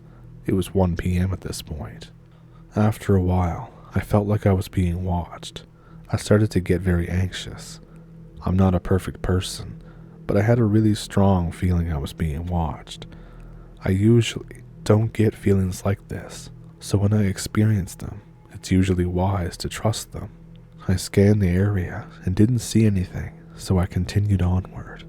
There was still no noise, so I increased my pace so that I could just get out of this creepy area quickly. I soon reached a second stream and decided to sample it. Like the first, the water was dark and stagnant. I unpacked my gear and quickly worked to collect samples. I found a few varied insect larvae, including several mosquito larvae and several dragonfly ones. I removed the dragonfly larvae as they kill mosquito larvae, and if I had left them, all the mosquitoes would have been dead before I returned to campus. As I was packing up, I started to smell a stagnant copper smell. Now, it's hard to explain, but the best explanation is a mixture of blood, roadkill, and death. I'm having a difficult time writing this next statement, but I'll give it my best go. As a man of science, I've learned a lot about the biology of living creatures. I've been able to extract mosquito blood meals and determine the blood meal host species using mitochondrial DNA. I've gene edited and made transgenic mosquitoes with edited receptors. I believe in a rational explanation for everything, as I've experienced a structured order to nature. At first, I freaked out a little bit internally, but I had a strong belief that some armadillo decided to die near the trail, and his decomposing corpse was responsible for the smell. Now the trail was still in a thick part of brush, so not seeing a corpse wasn't too alarming. I continued down the trail, heading toward the northern bend in the Bosque Trail. I still felt like I was being followed, but I couldn't smell the stagnant copper anymore, so I partially relaxed and looked at the map, then continued onward, southwestern down the trail. After a short while the smell returned. I was far enough from the stream that it would be very unlikely that it wafted this far. This startled and concerned me, as it isn't normal for so many corpses to be near trails, and I've never experienced something like this before. I reached a small bridge, and the thick forest started to clear out into where I could see for a short distance between the trees. I stopped for a minute to look at the map and my phone as the trail had sort of dissipated. The bridge had a small stream running underneath it, but I reluctantly still felt awkward, so I didn't sample it. While looking for where the trail continued forward, I found a large black object standing in my peripheral vision, more or so 300 feet or 100 meters away. My eyes adjusted to it, and the image focused into what looked like a person standing, 6 feet tall. However, the face was wrong, and it was covered in fur, not clothing. I looked away for a second, and when I looked back, the object had disappeared. I started to internally freak out, but I soon found where the trail started back up, and the object was standing in the opposite direction when I saw it. I noped down the trail and ensured I kept my eyes scanning near where I saw the object.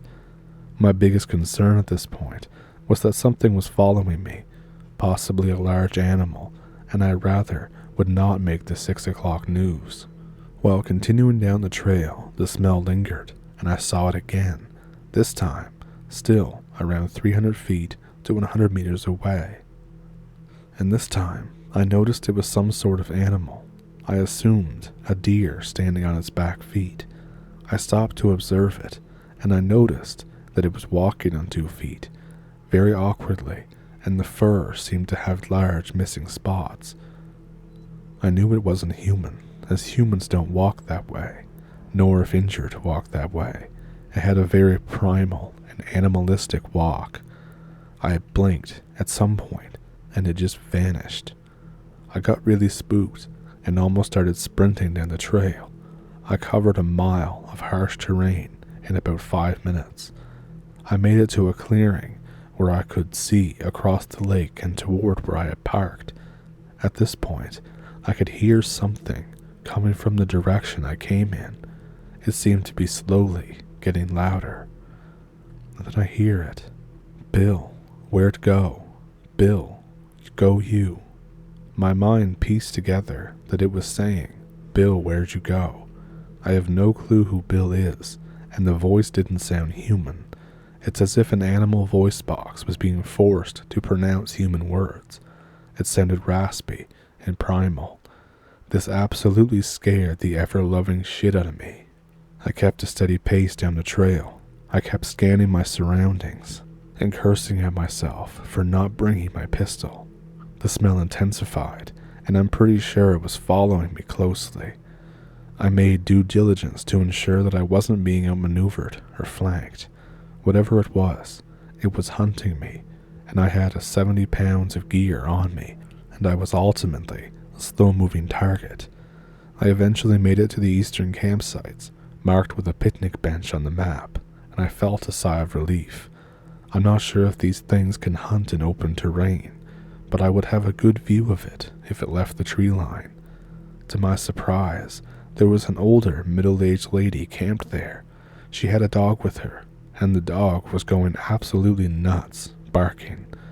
At first, I thought that I spooked the dog, but after looking at it for a while, it was barking at something in the tree line, not at me. After a while, it whimpered and ran away from the tree line and toward the lady's tent, and she called its name. I'll say Fido, because I don't remember what it was. I socially distanced a hello wave, and I continued to awkwardly run down the trail, carrying my gear. It was quite peaceful and quiet for a short distance down the trail, and eventually I reached a road. I felt guilty about how that lady was probably going to get eaten by whatever this was, but I felt fortunate that I escaped. About 30 minutes later, I stumbled out on a Forest Service road. The trail seemed to wind up onto the road and just abruptly ended. Now for my recollection, this is the road on the southwestern corner of the map, which parallels the trail. The smell came back again, and I started to panic. I heard, "Where'd Fido?" which really freaked me out because whatever it was saying was mirroring the lady. Now the trail didn't have a good indicator of where it started back up. I was freaking out as the noise was increasing. I started to head, I presume, north on the road, and eventually figured out that it was the wrong way, as it didn't follow the contour of the road on the map. I double time it back and see a park ranger driving down the road toward me. I flag him down and I ask him where the Bosque Trail starts back up. To my surprise, the trail actually backs onto the road where you have to walk down the road following a spray-painted dots, and eventually it goes back into the woods. I'm sure the ranger knew something was up because he was very brief and told me to stay on the trails. I asked him about if there were any predators in the woods that which I should worry about. His eyes got real big and he told me again not to deviate, stay on the trails, and to probably just go home and call it a day. He took off speeding down the road. I awkwardly sprinted south down the road and eventually found the trail again. The whole time, in the distance, I heard "Where Trailback Start." This thing was mocking me, stalking me, while I talked to the ranger. I hauled my ass down the trail and eventually reached a clearing. This clearing being the southern bend of the trail, where it curves off east into a straight line. The area was quite open. It almost reminded me of a rice field, as there were swamps on either side of the trail, and it was elevated on a grass mound about 8 feet up, 10 feet wide. I continued in a sprint across the mound, and I reached the end of the trail, where it loops to my car. When I reached the bend, which led toward where I parked, I stopped and looked back. It was standing on the mound near the forest opening, 200 feet away, just staring at me. It wasn't on the 2 legs anymore, however on all 4s. The face looked honestly like the descriptions that I've seen on the internet. It was sunken, red dots and black eyes. It also seemed to be smirking at me. I booked it to my car, threw my ruck in the trunk, and I literally did not stop until I reached campus. I'm not sure if all this is real though. I packed a good meal, I had lots of water, I wasn't dehydrated, I'm in good mental health, or as best you can be in a PhD program. It wasn't a deer, a bear, or anything I've ever seen before. Since then, I've not wanted to go in the woods or collecting any samples without another person with me. I'm sorry this may have been uneventful and not super fantastical, but I really wanted to get it off my chest. So I've seen a UFO before. This is real too. This is no BS. This happened probably 8 or 9 years ago, and this was a really close encounter too. I've posted it on the internet before. I'm not really good at writing though, so bear with me. But I'm also not going to spare any details because, like I said, no BS. I'll even give you the exact location. The time it happened may be a little scuffed though. So I was roughly 15 years old back when this happened. I was living in Wales, a country in the UK, close to England.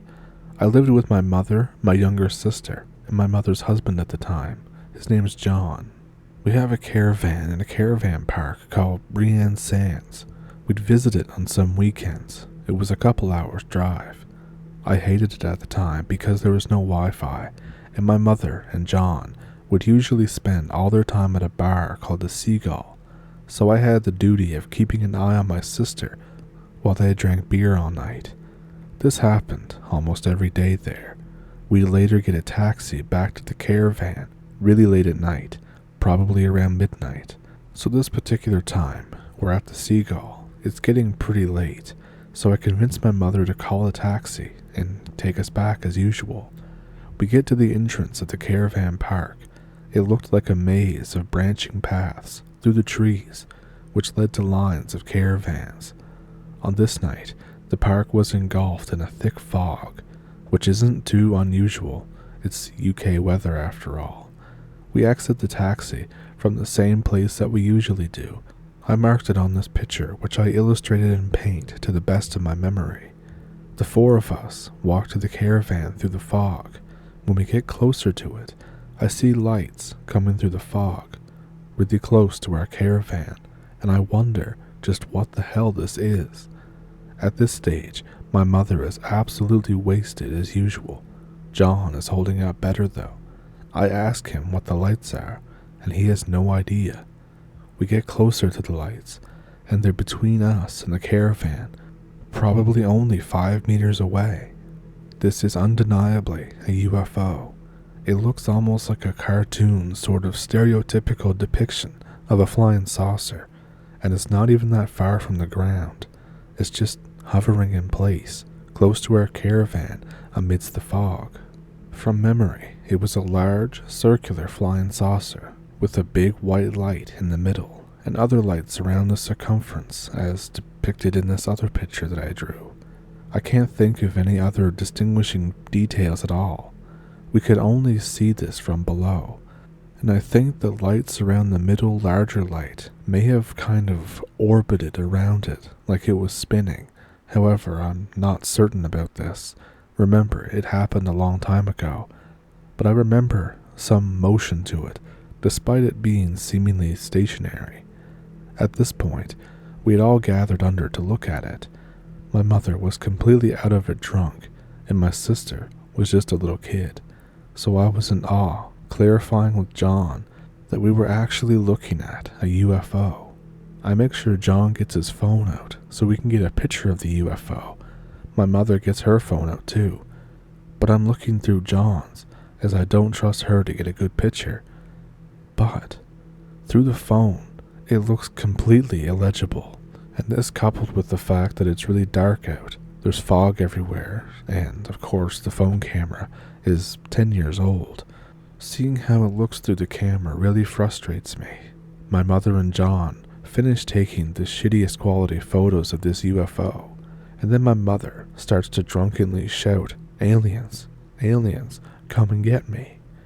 This causes the fear to set in, as I realize that we are all directly below a UFO, and now my mother is shouting at it, so I grab her hand and pull her toward the caravan. Then we all get inside.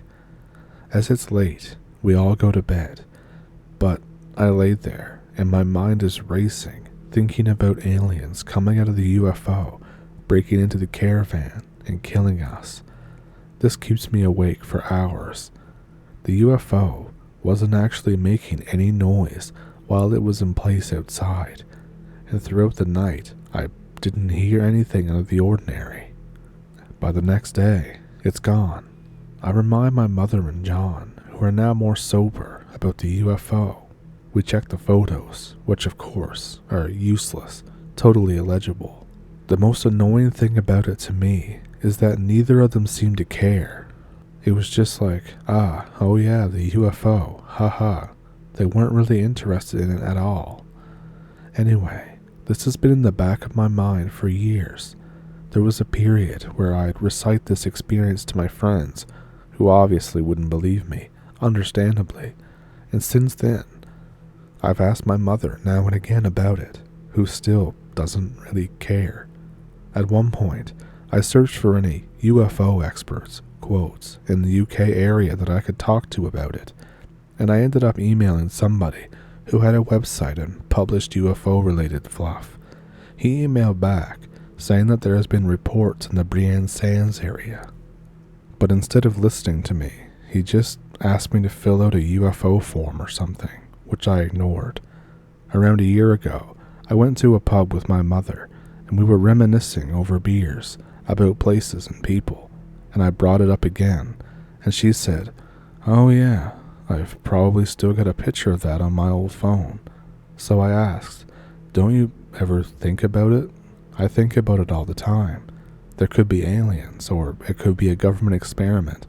Isn't it scary?" And she responded with something like, "I've got better things to worry about than aliens, son." So, that's that. Today was just another day where it's been on my mind.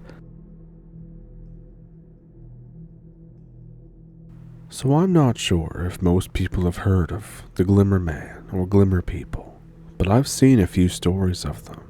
They're kind of like shimmering entities that resemble the predator alien, mostly when it's using its cloaking ability. So here's one story about it. This isn't mine. This is from a student from the University of Florida who was out hiking with his dog, Toby, on the Gainesville-Hawthorne State Trail. So, it was a weekday around 11 a.m., so there were very few people, just me and Toby, and all of a sudden, Toby froze. He just stood there with his ears perked up, his tail sticking straight out. He was staring into the trees like he saw something. So I asked him, "What did you see, Toby? What is it, boy?" At this point, Toby's demeanor started to change. He began to whimper and started pulling on the leash like he wanted out of there. I continued to look into the trees, trying to spot whatever it was that was scaring him. And that's when I saw it. It's very hard to describe, but the thing looked translucent, but not quite. It was in the shape of a human, but it was see-through. The thing that stood out most was the glowing yellow eyes. That was the only thing that wasn't clear, as crazy as it sounds. This thing looked like the alien from the Predator movies. It was standing on a large tree branch, hanging on by its right arm, and was looking directly at me and Toby. It slowly began to crouch down and tried to hide behind the trunk of the tree, like it noticed us noticing him. I don't know why I say him. I absolutely have no idea what the gender or sex of this strange creature could be. I was just mesmerized by this thing. I was just staring at it, trying to figure out what it was. I didn't want to take my eyes off it for fear that I might lose sight of it. This thing was so damn camouflaged that if I looked away, I might not be able to find it again. And then it moved. It swung through the trees effortlessly and made almost no sound. It would move a few trees away, freeze, and look back at us. I guess it was trying to determine if we were actually watching it or not. I got the feeling that this thing did not want to be seen. It would move, then freeze, crouch down, and put itself between us and the tree it was in. It would sit there for a few minutes, and then move again. I wanted to follow it, but everything in my body said not to, so I just watched it, and eventually it disappeared into the forest. Toby and I jogged back to the car, and I never really told anyone what I saw. To this day, I don't know what I witnessed. Was it an alien or something? I don't know. I was scared the day it happened, but at the same time, I was almost excited to see something like that. Toby and I went back there numerous times, and I'm not gonna lie, I hoped to see it again, but I never did. I thought that maybe I was the only one who had this type of encounter until I heard people talking about the Glimmerman. Well, I saw it, and now I tell anyone who will listen. Of course, most people think I'm crazy, but I don't really care.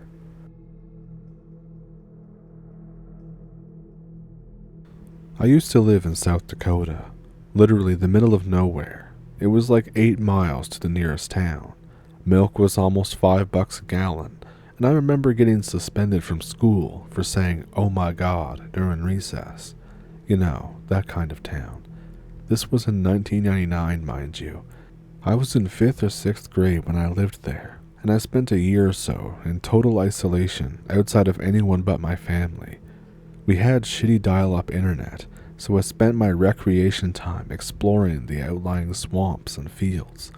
Most of our land was a swamp, so I spent my summer picking leeches off my skin and seeing what was over the next hill, and just looking around all the old buildings. I was really into Pokemon and Star Fox 64 at the time, so I'd run around the property pretending to be Fox McCloud or Ash.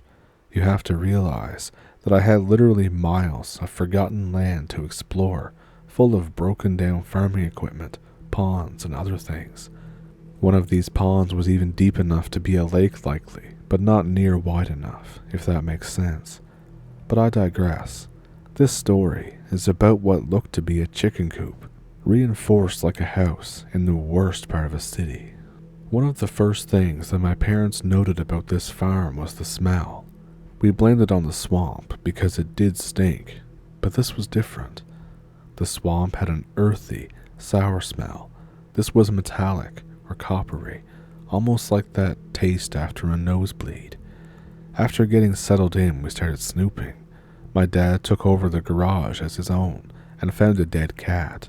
My brother and I found a dead skunk and some kind of farming equipment, but this was within the first week and a half. And just after that, we checked more into this locked up building that, now that I look back, had no reason to exist. It was just randomly there, like this outdoor storage area. And like I said, it was locked up like a house in the worst part of town. There was this chicken wire in the glass, and there was metal bars in front of that. There was windows in between.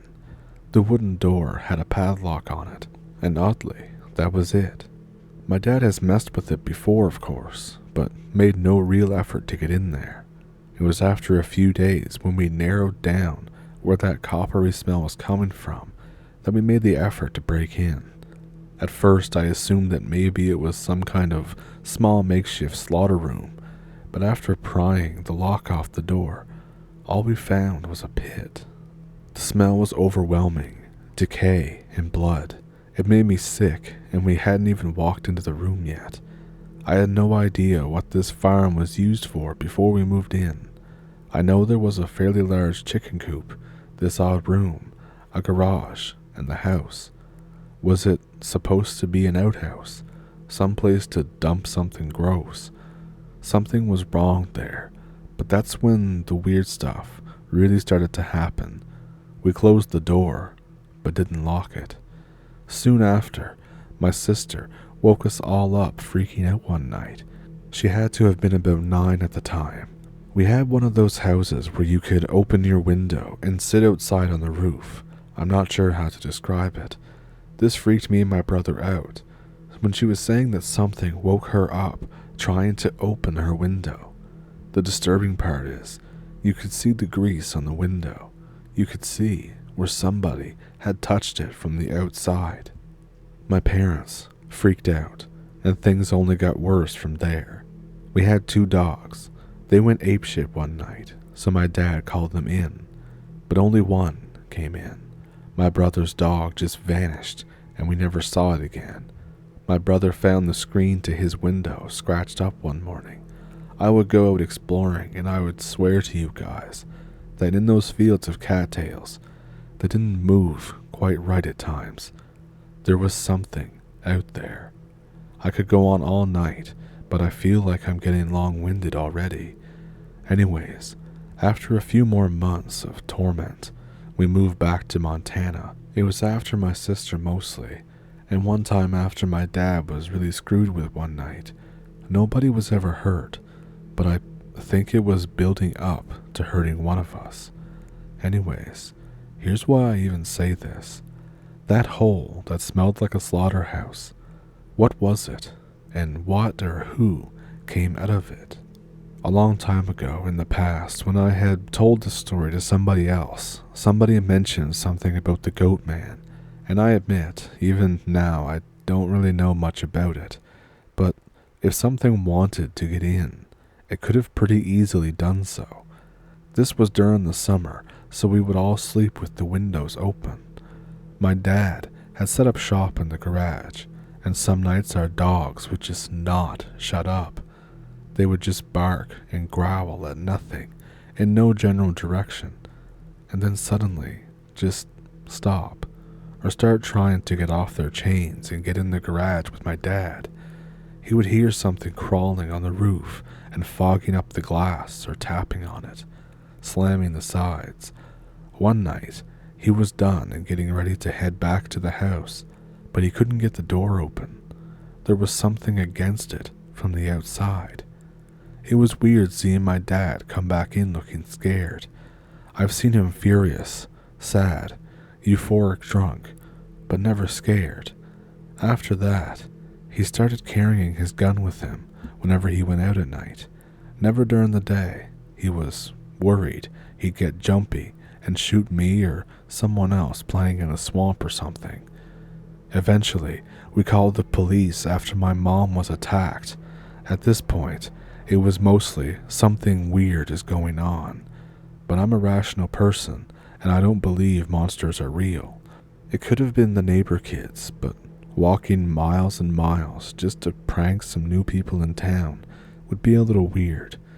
But then again, life was pretty dull there before after all this started happening. So my brother and I got home from school one day, and we saw our dad was home. This was odd because he was supposed to be at work. Our mom was visibly shaken, and my dad was stressed out because someone had tried to break into the house. It started as just thumping, knocking on the windows, throwing rocks at the front door. When she went outside, she said she was calling the police, and whatever it was got violent. He was trying to bash his way in, she said, but the door wasn't even locked. None of our doors were ever locked during the day. So the police or the sheriff or whatever had showed up and waited for my dad, and she showed them the hole, and they looked around the property. He didn't do shit. My dad said that he didn't even seem like he really cared to be there. That very night, I was in bed reading like I always do before passing out. It was dead silent. Everyone's in bed, I think, and something slammed into my window. How it didn't shatter my window right then and there, I have no idea, but it jarred me to the point that I just ran blindly out of my room and into my parents'. My dad went outside and made a big show, fired his gun off so they knew he meant business, and then there was just silence. And then real gunshots, real as in he saw something and was now trying to kill it. This was when things started to really disturb me and set in.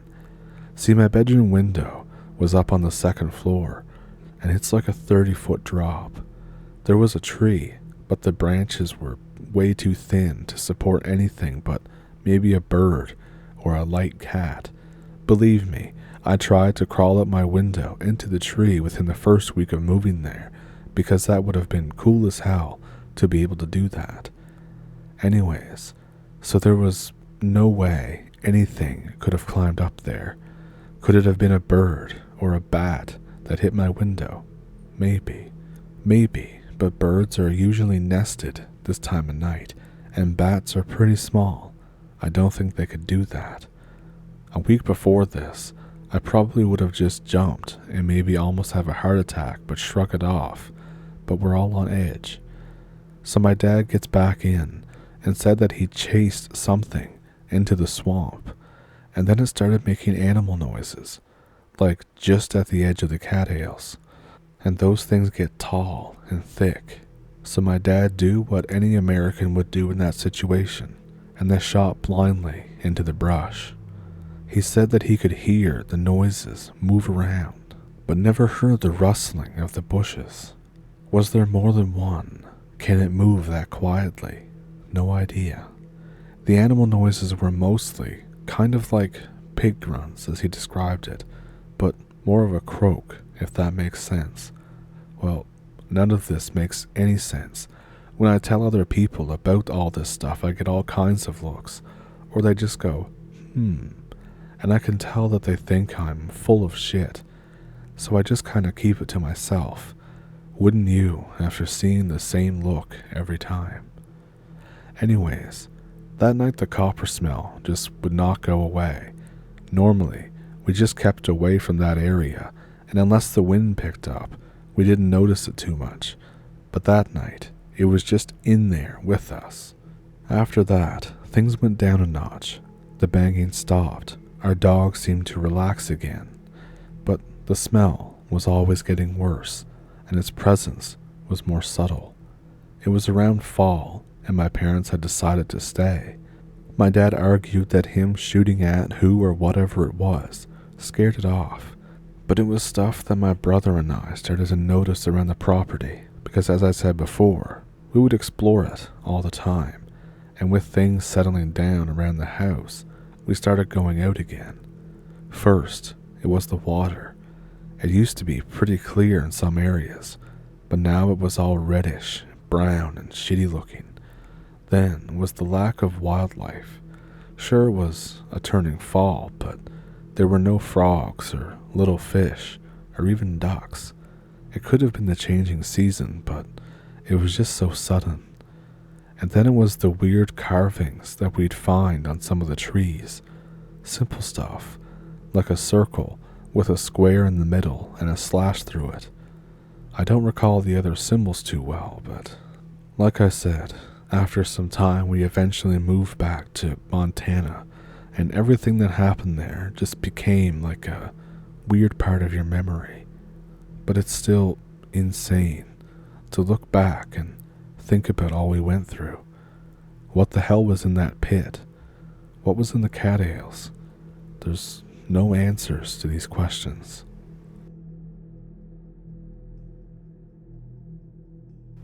I have this story that happened a long time ago. It's about the time that I got stuck in a ditch and how I had to find my way back through the snowy North Dakotan plains.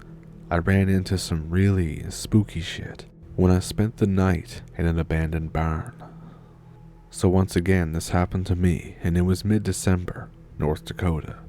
It's one of the worst places to be for weather. Cold northern winds can take it down to -40 in a heartbeat. Unfortunately, this day was one of those days. It was blizzarding out. Snow was everywhere. I could barely see. And I was driving home from Grand Forks. I had just gotten Christmas presents from my family, and Christmas was in about a week. I was driving down the highway, and suddenly I see two bright as hell headlights through the flurries. I'm thinking that I must be on the wrong side of the road, so I freak out and I swerve to avoid a head-on collision. But in doing so, I realize that I just ran into the ditch. My car was stuck in a snowdrift. My car is at a 45-degree angle. I can't see out the windshield or the front side windows. That's how deep the snow is. And soon after, my car dies. I reach for my phone. I'm gonna need help. I never take my phone out of my coat pocket, so it should be there. But it's not. My coat is at home. I had to wear a different one that day because my old one had a tear on the inside that I was meaning to fix. I swore to myself profusely. I look outside the back window to see where I am. I'm near a small town, only about a mile away, and this small town is about another 7 miles away from where I live. I have no phone. The only thing I can really do is walk, and there's no way I'm going to survive in this weather with all this snow. I figured I had better get moving or I'm going to freeze to death in my car. But I'm not just going to leave the Christmas gifts behind. I load them all up in my arms and on my back, and I open the door. About 500 meters to my right is an abandoned stead, and I think this is a lucky break. I wade my way through the 2 to 3 foot snow, and I go towards this old farmstead. I make it to the barn, walking inside the busted down door and stepping inside. It's cold as hell, but it's a lot warmer than the snow. I decide that I'll use this as a checkpoint, and I'll look for my next stop on the way to the small town. But after I look outside, there's nothing but white snow for another mile. I'm all alone, and I feel like I'm absolutely screwed. There's no way I'm going to survive. It's -40, and the snow might collapse the barn on my head. I think, well, the blizzard's expected to go until tomorrow morning. I might have a chance if I leave then, but until then, I better watch my ass. At this point, I can't feel my fingers. My ears are icicles. I really should have had more gloves, and my hat, but I think, well, hindsight's 20/20, or maybe not with all of the snow that I'm seeing. After swearing to myself again, I see a window of opportunity. I tear my daughter's Dora the Explorer blanket out of the bag and I wrap myself in it. I sit there for a while, contemplating the shit show that I'm in. And then I'm thinking what awful luck I'm having. It's cold as tits, but the blanket is keeping me alive. About 5 hours later, my stomach growls. I'm hungry as all hell. I consider eating the dinner that I have bought, but most of it is raw meat. save for the vegetables that are probably as stiff as my fingers are right now, but I digress. An hour later, I start eating some of the shrimp that I had in there. After that, I curl up some more. I grab the Dora the Explorer pillow that I had bought, and I try to get some sleep. And then there's an awful screeching. I jump up.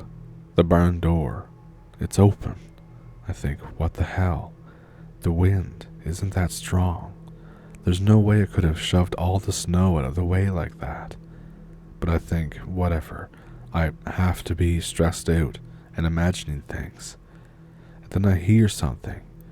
It sounds like a clop, clop, clop. I'm hearing footsteps above me. It's footsteps. It can't be anything else. I get up and do everything I can to keep my hands warm, and then I look around. But there's nothing. I see a ladder, and I climb it to get to the next level of the barn, and there's still nothing. I think I have to be going insane. I'm on my way back down the ladder when suddenly I see something at the corner of my eye move from the corner. I turn and face it. It's nothing. Wow, again, nothing. My heart's racing. I go back down. I curl up in my blanket again and lay down, trying to convince myself that I'm alone. An hour or so later, I'm spent, starving, and tired as hell, but I finally pass out. I wake up sometime later. I don't know what time it is. I know it's morning though. The sun is shining outside. I sit up and I feel my ear. Well, I actually can't. It had turned blue from frostbite. I'm cursing to myself again. I look down at my bags and presents. Well, what was left of them anyhow? Everything that I had been gone through and ravaged. The Legos I had were spilled everywhere. The Barbie dolls I had bought were all beheaded. Only beheaded. There were no bite marks, no scratches. Only their heads were torn off. The other things that I had bought were scattered around the ground in the barn. After I try to recover from a panic attack, I pick everything up, bag it up again, and look outside.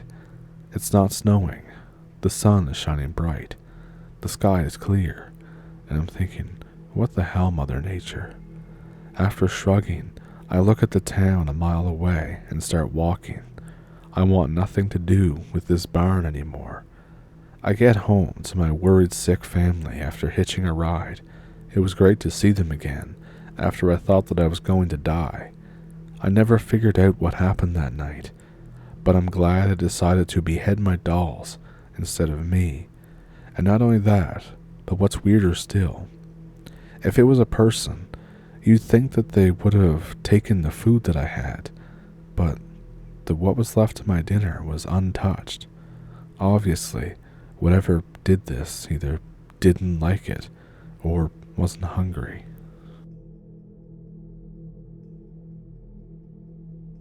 To start off, my English will not be perfect. It's not my first language, but I did take a course all throughout university. So, I'm here to contribute a story that happened to me, an experience that happened in Austria when I was 19.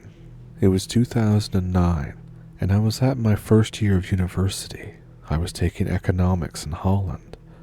Exams are before Christmas, and resits are early January, so we have 3 weeks before lectures start again in February. Me and a group of 7 plan a skiing trip to Austria. 4 of us can ski well, the other 4 can't at all, so it's a good group. So fast forward to, I think, day 4 of the ski trip. That's when everything happened.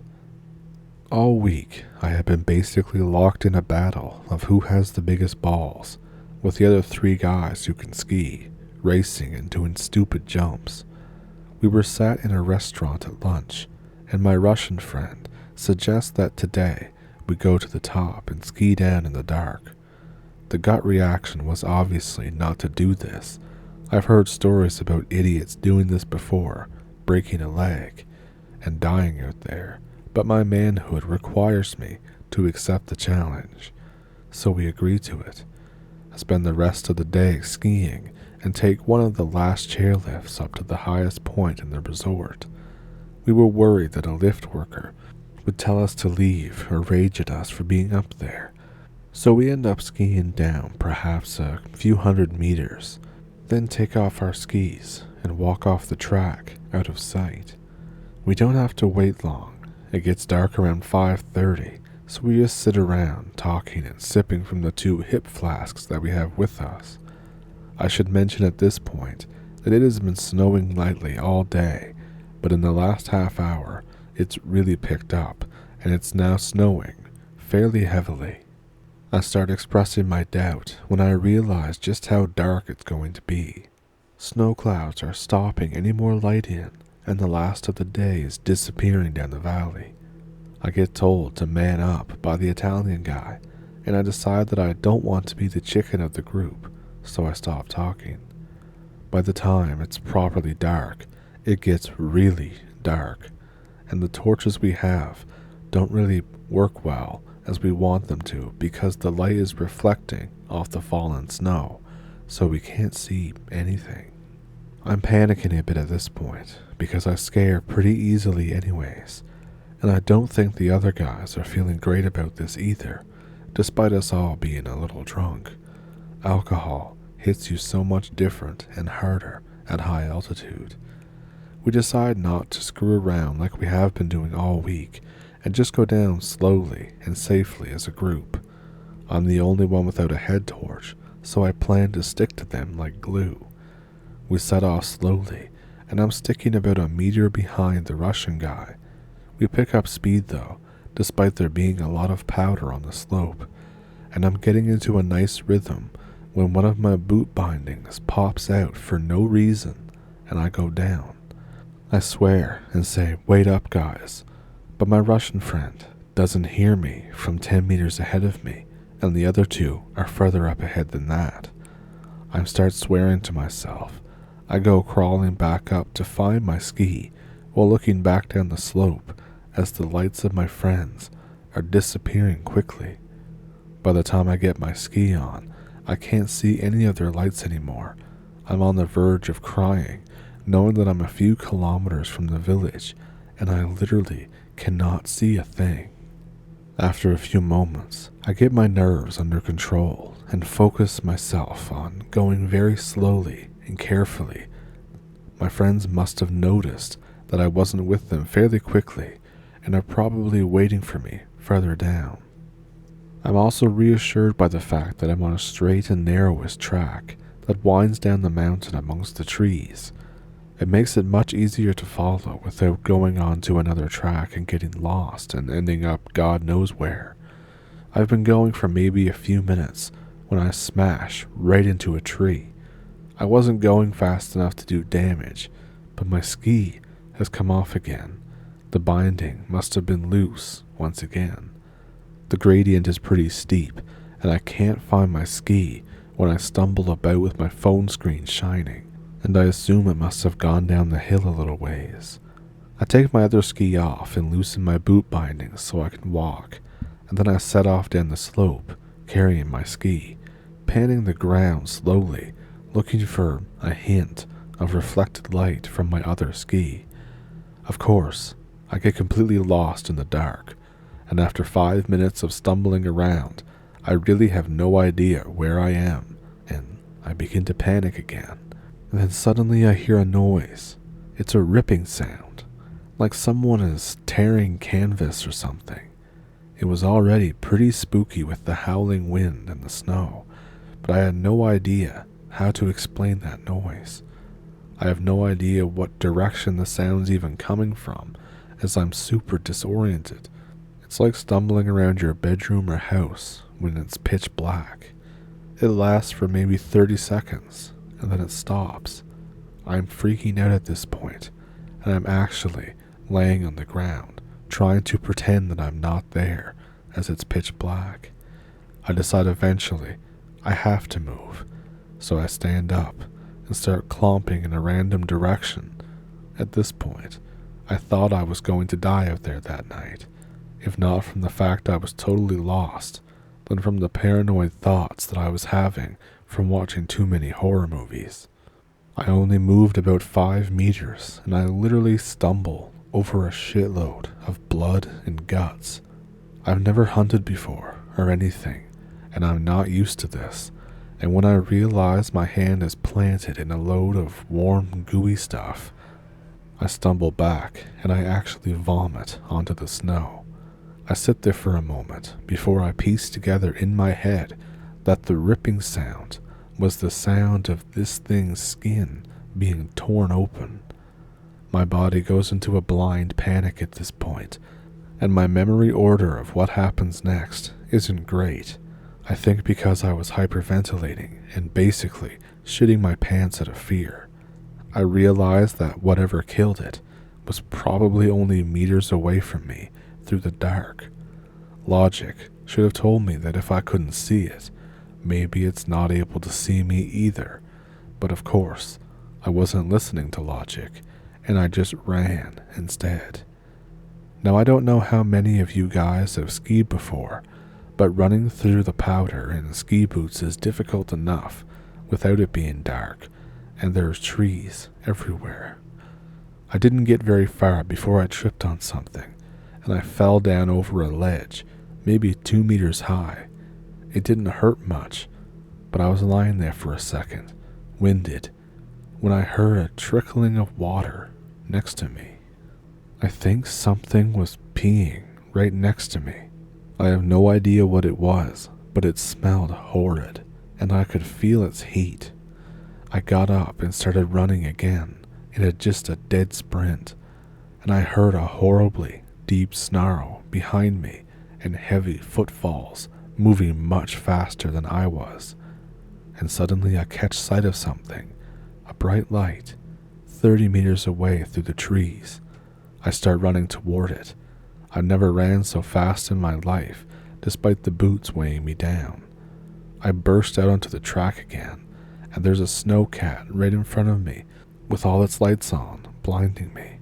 As I turned around to see what was chasing me, I caught a glimpse of something absolutely massive, with light gray fur, on all fours, fleeing the light's glare. A guy gets out of the snowcat and starts shouting at me in Austrian for a moment, before I guess realizing what state I was in and beckoning me to come over. I got in the snowcat with him. He drove me back down to the village. Turns out my friends had gone into a bar and asked them to call mountain rescue, as I had been gone almost an hour. But the guy who found me was just out doing his job, bashing the track. So I told my friends what happened. They didn't believe me, and thought that I just must have been really drunk. Still, they were happy to see me. If I hadn't have come across the snowcat, I would have frozen to death in the night, despite the fact that I had bloodstains on my hand, and my face was a mess of snot and tears. I wrote down what happened as best I could when I got back, but I haven't talked about it to really anyone since, partly out of embarrassment, after my friends didn't believe me. I did some research about the wildlife the next day, and I read that there are no wolves there. Bears are extremely rare. I even asked one of the bar guys in the hostel who lived there his whole life, and he had never seen a bear. We went back the next day to try and find my skis. It took all of my balls, and we saw the dead deer as it turned out to be, which gave credit to my story, but my friends still didn't believe me. We found what was, I think, the first ski I lost, but not the other one that I dropped in a panic. I got a big fine from the rental shop for this. I still to this day have no idea what I experienced that night, but I'm still afraid of the dark even now, and I outright refused to return as my parents looked at the resort as an option for the family ski trip back in 2013.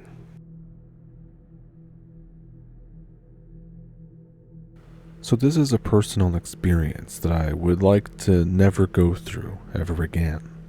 When I was 19, I was living in a not-so-good small town in Indiana. I was taking late evening classes at community college. It was about an hour away. It was during the summer semester. With travel time, normally I wouldn't get home until around 11:30 p.m. My mom was working the graveyard shift most nights, and this was also 2 hours away. Her money was pretty tight. Sometimes she would miss the phone bill or the water bill every now and then. All of my friends had moved away the previous fall. Same for anyone that I knew that I could get weed or alcohol, especially since I was only 19. So this particular night, and in general, I was very bored. I fell into a routine where I would get home from class, make dinner, go to the family room, plop my ass down in front of the TV with dinner, and do homework. Usually I would watch something on Comedy Central, or some show like that, until the paid advertising came on. Then I played video games in my room until my mom got home around 7. This one particular night, I get home and follow the routine as usual. I was working on an assignment I know I can crank out in about an hour and munching on chicken tenders. And as I'm doing this, I suddenly blank out. I wake up on the floor, facing the TV, feeling like I had just come out of the deepest sleep of my life. I don't even remember feeling that tired or even wanting to fall asleep. I know it can't be too late either because the late showing of the Colbert Report was on. Before I move a muscle to get up, I notice 3 things. 1. My sweet but lazy as hell dog is letting out this prolonged, threatening growl. He was old and slept about 23.5 hours a day, barely managed to exert the effort to eat and poop most days. I never heard him growl or get defensive in any other situation until the day he died. 2. I could see the reflection of the patio door glass behind me on the TV screen. Mom was fanatical about making sure that all the drapes and blinds were closed when she wasn't home.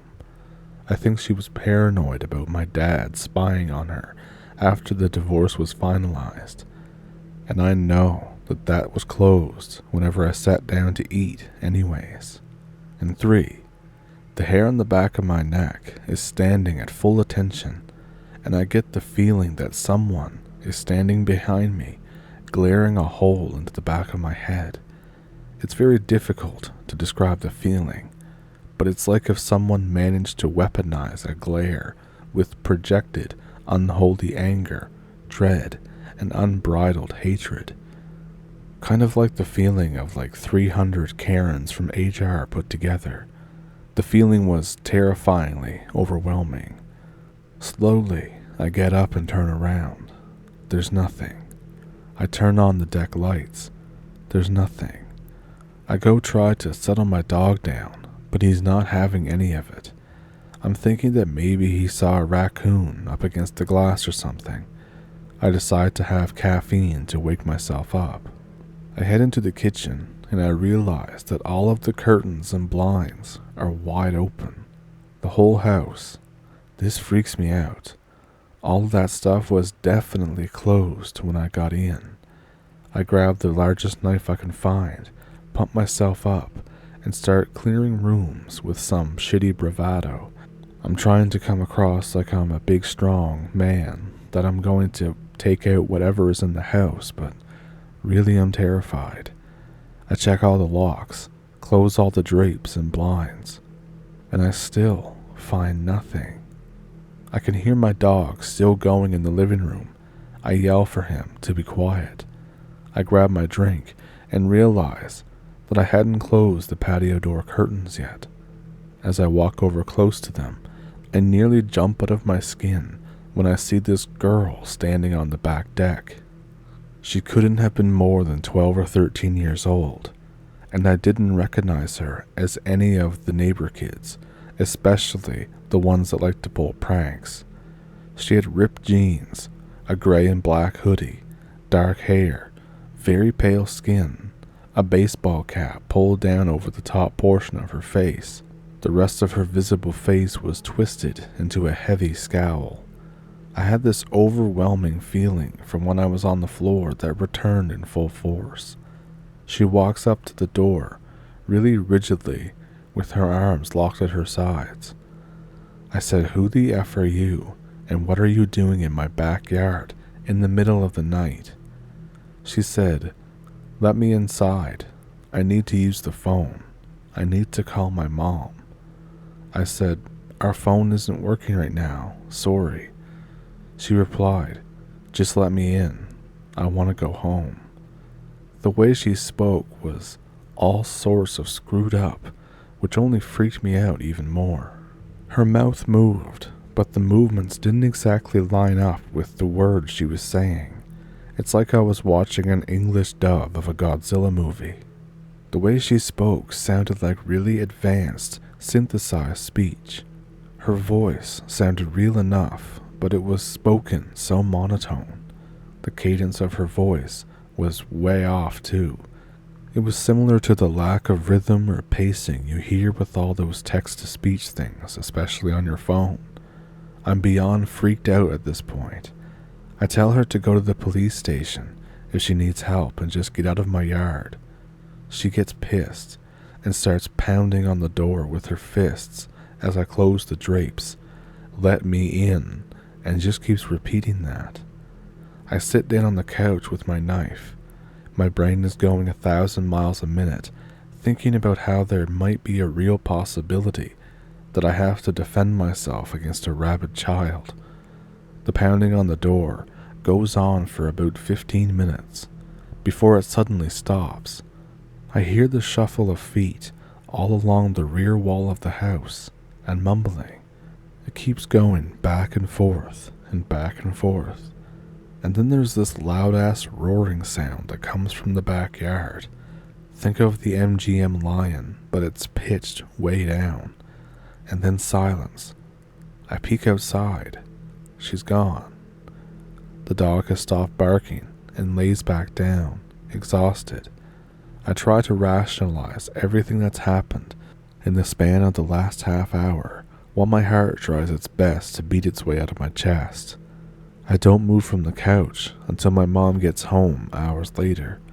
I try to explain what the hell happened, but she cuts me off to argue and yell at me when I mention the blinds are being open and blaming it on me. Time goes on, and that night fades into the back of my mind. 5 years later, my girlfriend and I are sending each other links to creepy videos on the internet. She links me to some page with a bunch of weird stories.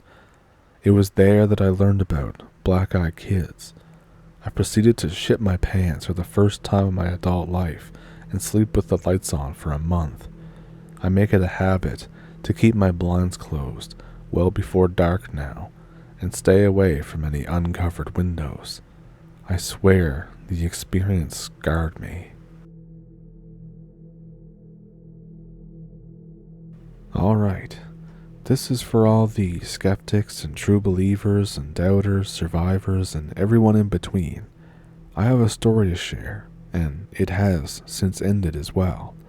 A few years ago, November 2008, the Thursday before Thanksgiving, I was out hiking in the Santan Mountains here in Arizona. The air was cooling off, finally, from our ridiculous summer. This is one of the glories of having an altitude of 2 feet above hell. Now the heat was awful then, but the sky was clear. It was later in the afternoon, and I had gotten off work from the leading dock position that I had nearby. I drove up to a trail, parked, and began hiking. About 45 to 50 minutes on this trail, I happened upon what appeared to be a recently uncovered shrine. There was a necklace made of bones on there, and something that I immediately recognized as dry blood. Me, being an absolute idiot, I picked up the necklace out of curiosity, and I decided to take it to my grandpa. He knows all sorts of stuff about Native Americans. So I pocket the thing and turned to leave the place because daylight was burning, and I needed to wash up before I had supper.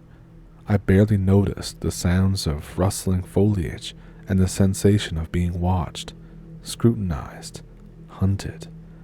At the time I lived with my grandparents, so it was no big detour or anything to see Grandpa about this thing. I get home, wash up, and I forgot about it until that Sunday. I noticed a couple strange happenings, but didn't think anything of them. Interesting, but very common things. Hawks in the city, Mesa, Arizona, near Keno Junior High School to give you a rough idea. The odd vulture flying overhead, a coyote that found its way into town. I showed this thing to my grandpa that Sunday, and he tells me it looks like some old fetish charm, possibly of a long-dead shaman. I explained how I found it, and he sat there scratching his head and pondering. He tells me that it was definitely bones for the beads, human finger digits, javelina tusks, and teeth, the odd tortoise shell piece. So he advises me to either throw it out or take it to a museum, since it's an old part of a very old and dying culture. I put it in my top dresser, and I forget about it until that March. From that Sunday until that day in March, there was an increase in activity outside of my window at night. Rustling bushes, animal sounds, claw scrapes. I would barely open one eye and then dismiss it. Feral cat, stray dog, the odd owl, maybe a tortoiseshell scraping the bricks outside. I would think these things to myself before falling back to sleep. I found it on a day off in March. I want to say it was a Tuesday morning, and I was cleaning the room. There it was. That night, things escalated. Growling, rumbling, and guttural snarls, hissing, screeching, shaking, slamming. I woke up uneasy that next morning and promptly remembered just what the F I had and where I had found it. I got out of work early that day, and I went back to the mountain and back up that trail. I found the little shrine. A series of flat rocks there were very obviously arranged by hand, were still there. Scratches and scrapes, new in the stone, dried blood, pieces of fur and hair. I put the necklace back down, and I made to get the F out of there. When I had bent over, I didn't notice the blurred figure in some brush about 50 yards over. I only noticed a slight whizzing sound, and then looked over at some faint, clacking noises.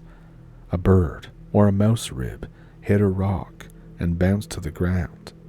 It was very obviously sharpened. I got the hell out. Just in time, too, because I began to hear others nearby. At least 5 people. They had to be people. I didn't want to wait and talk to these weirdos, so I got out of there.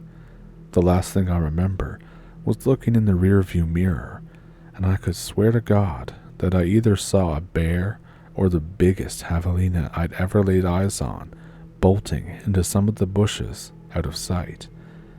I had hoped that the noises would stop, but they didn't. That night, there was a scraping at my window, very obvious paw outlines hitting, rocking the pane of glass. It got worse from there.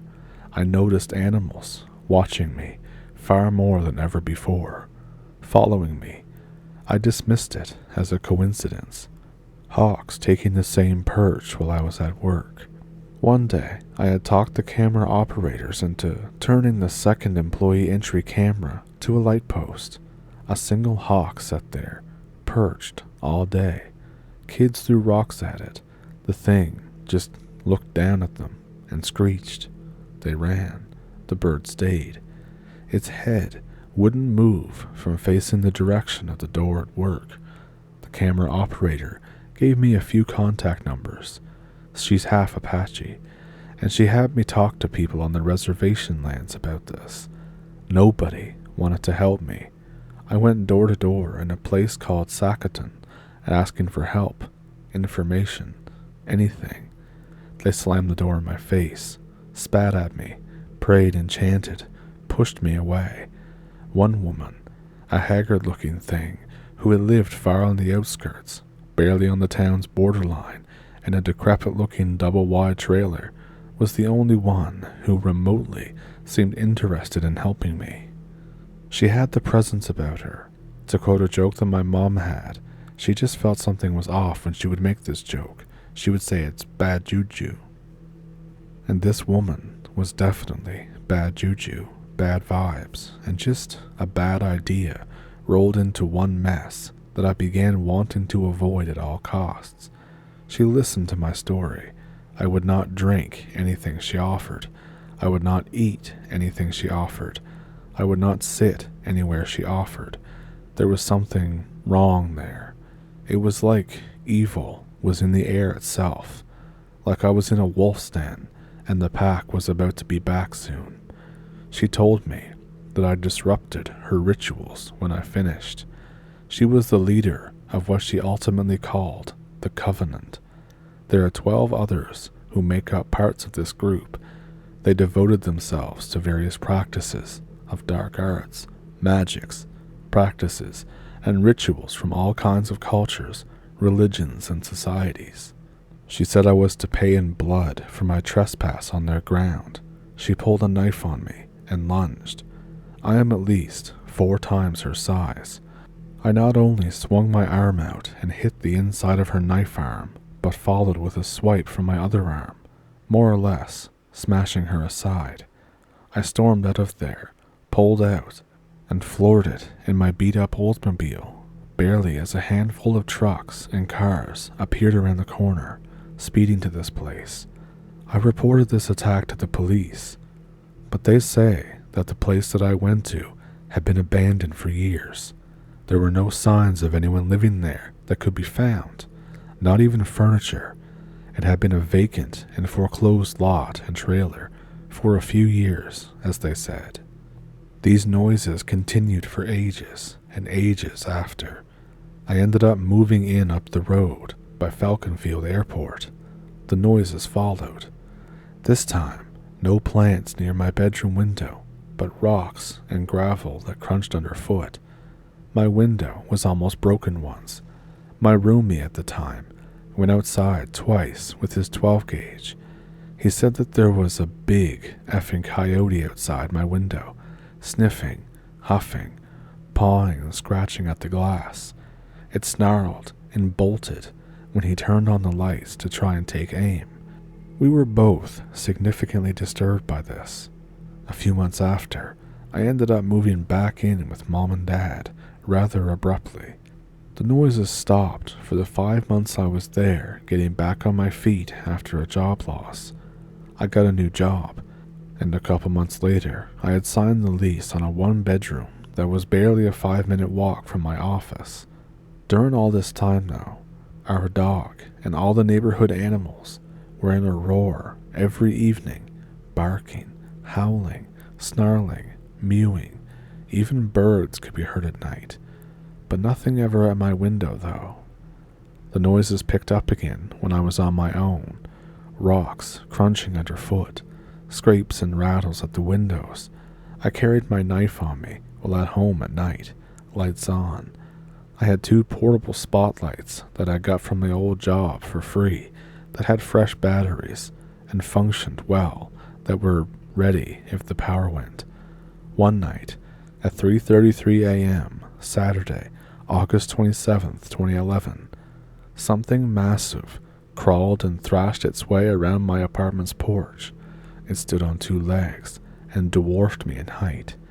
I had only had a moment's notice before the glass of my sliding door blew inwards, and this awful, bellowing, roaring howl met my ears. The damn thing wasn't just in town or in the city, it was in my apartment complex. I didn't panic or get frightened or intimidated, or at least not in the usual way. I readied a paring knife and my surplus machete and bellowed what I can only describe as a war cry at it. Like its power alone defied the beast's efforts. Lights and noises came from all over the complex. The thing looked at me, ruby-like eyes, felt like they were piercing my soul, met my own, and then it bolted. The police say that I must have been in shock because this thing wasn't seen by anyone else in the complex. The only thing that was left was a tuft of hair or fur and a lot of broken glass. The cops dismissed it as a failed break-in entry. The perp only saw you with a couple of knives and said, "Screw that," and ran. "No monsters here, kid," they told me. That was the last encounter I had with it for a while. Noises again. They were playing with me, toying with me. always an animal watching me as I moved. Wherever I went, a hawk followed. I eventually moved out of here, where I am now in Apache Junction. My current roomie and I live and work together, so needless to say, we both tolerate the other where possible. Some nights these things come all the way up to the side door of our place that leads straight into my door, rattling, shaking the knob and door. Windows on all sides, rattling and shaking. Some nights I sit on the porch, daring them. Coyotes, javelina, hawks, bats. I dared them in voice and body language. I made them know that I wasn't afraid, and I made them know that I wouldn't be lured into the darkness. They would need to come to me if they wanted me. A series of bug nets surrounded the porch. Bones of bats, birds, mice, lizards, and snakes sometimes get caught all over the nets while I sit out there, staring into the night, challenging them. If it's not obvious by now, I am not the most sane of individuals. I do not have a fear reflex, and if it comes to fight or flight, I will not only hold my ground, but I will take the opposition's ground from them. I just get angry when something frightens me. So there I've sat in 2013. Finally, the hag shows her face again. She entered the light where I could see her, and she sneered at me, then hissed, and from damn near nowhere, a knife in her hands, slashed away the bug nets. I struck out immediately. We have couches on the patio from my roomie's old friends, who more or less abandoned their furniture. I hurled a cushion at her and charged off the patio. She stayed in the light, and I caught her with a heavy right hook. She felt like she was made of air, too unnaturally light to be human. The memory alone disturbs me. I hit her, and she bolted. She took it, and then got up and ran like it didn't even bother her. I was so furious, so pumped full of adrenaline and bitter contempt and hatred that I swore an oath. White ash lines my blades now. Come again, and you will die. The neighbors here were less than pleased, but after that night, their horses, chickens, donkeys, and other animals in the area have stopped acting strangely. I never felt like this was the real deal. It felt like that I was just being tormented by wannabe witches. I punched their leader, who got cocky, and I really haven't seen or heard tell of them since. So there you have it. It's just my one testimony. Most of you will never believe. It's one more chapter of my life that I wish I could just drink away. Countless nights without proper rest. Others sitting there, glaring in the darkness. Seeing them standing just out of reach of me, being just outside of their own reach. It would be giving them too much credit to say my life was a waking nightmare. It wouldn't be giving them enough credit to say that they weren't one of the most horrifying things that has ever existed on this planet. I'll let you be the judge, but this is the truth. A truth that I wish was just a bad dream.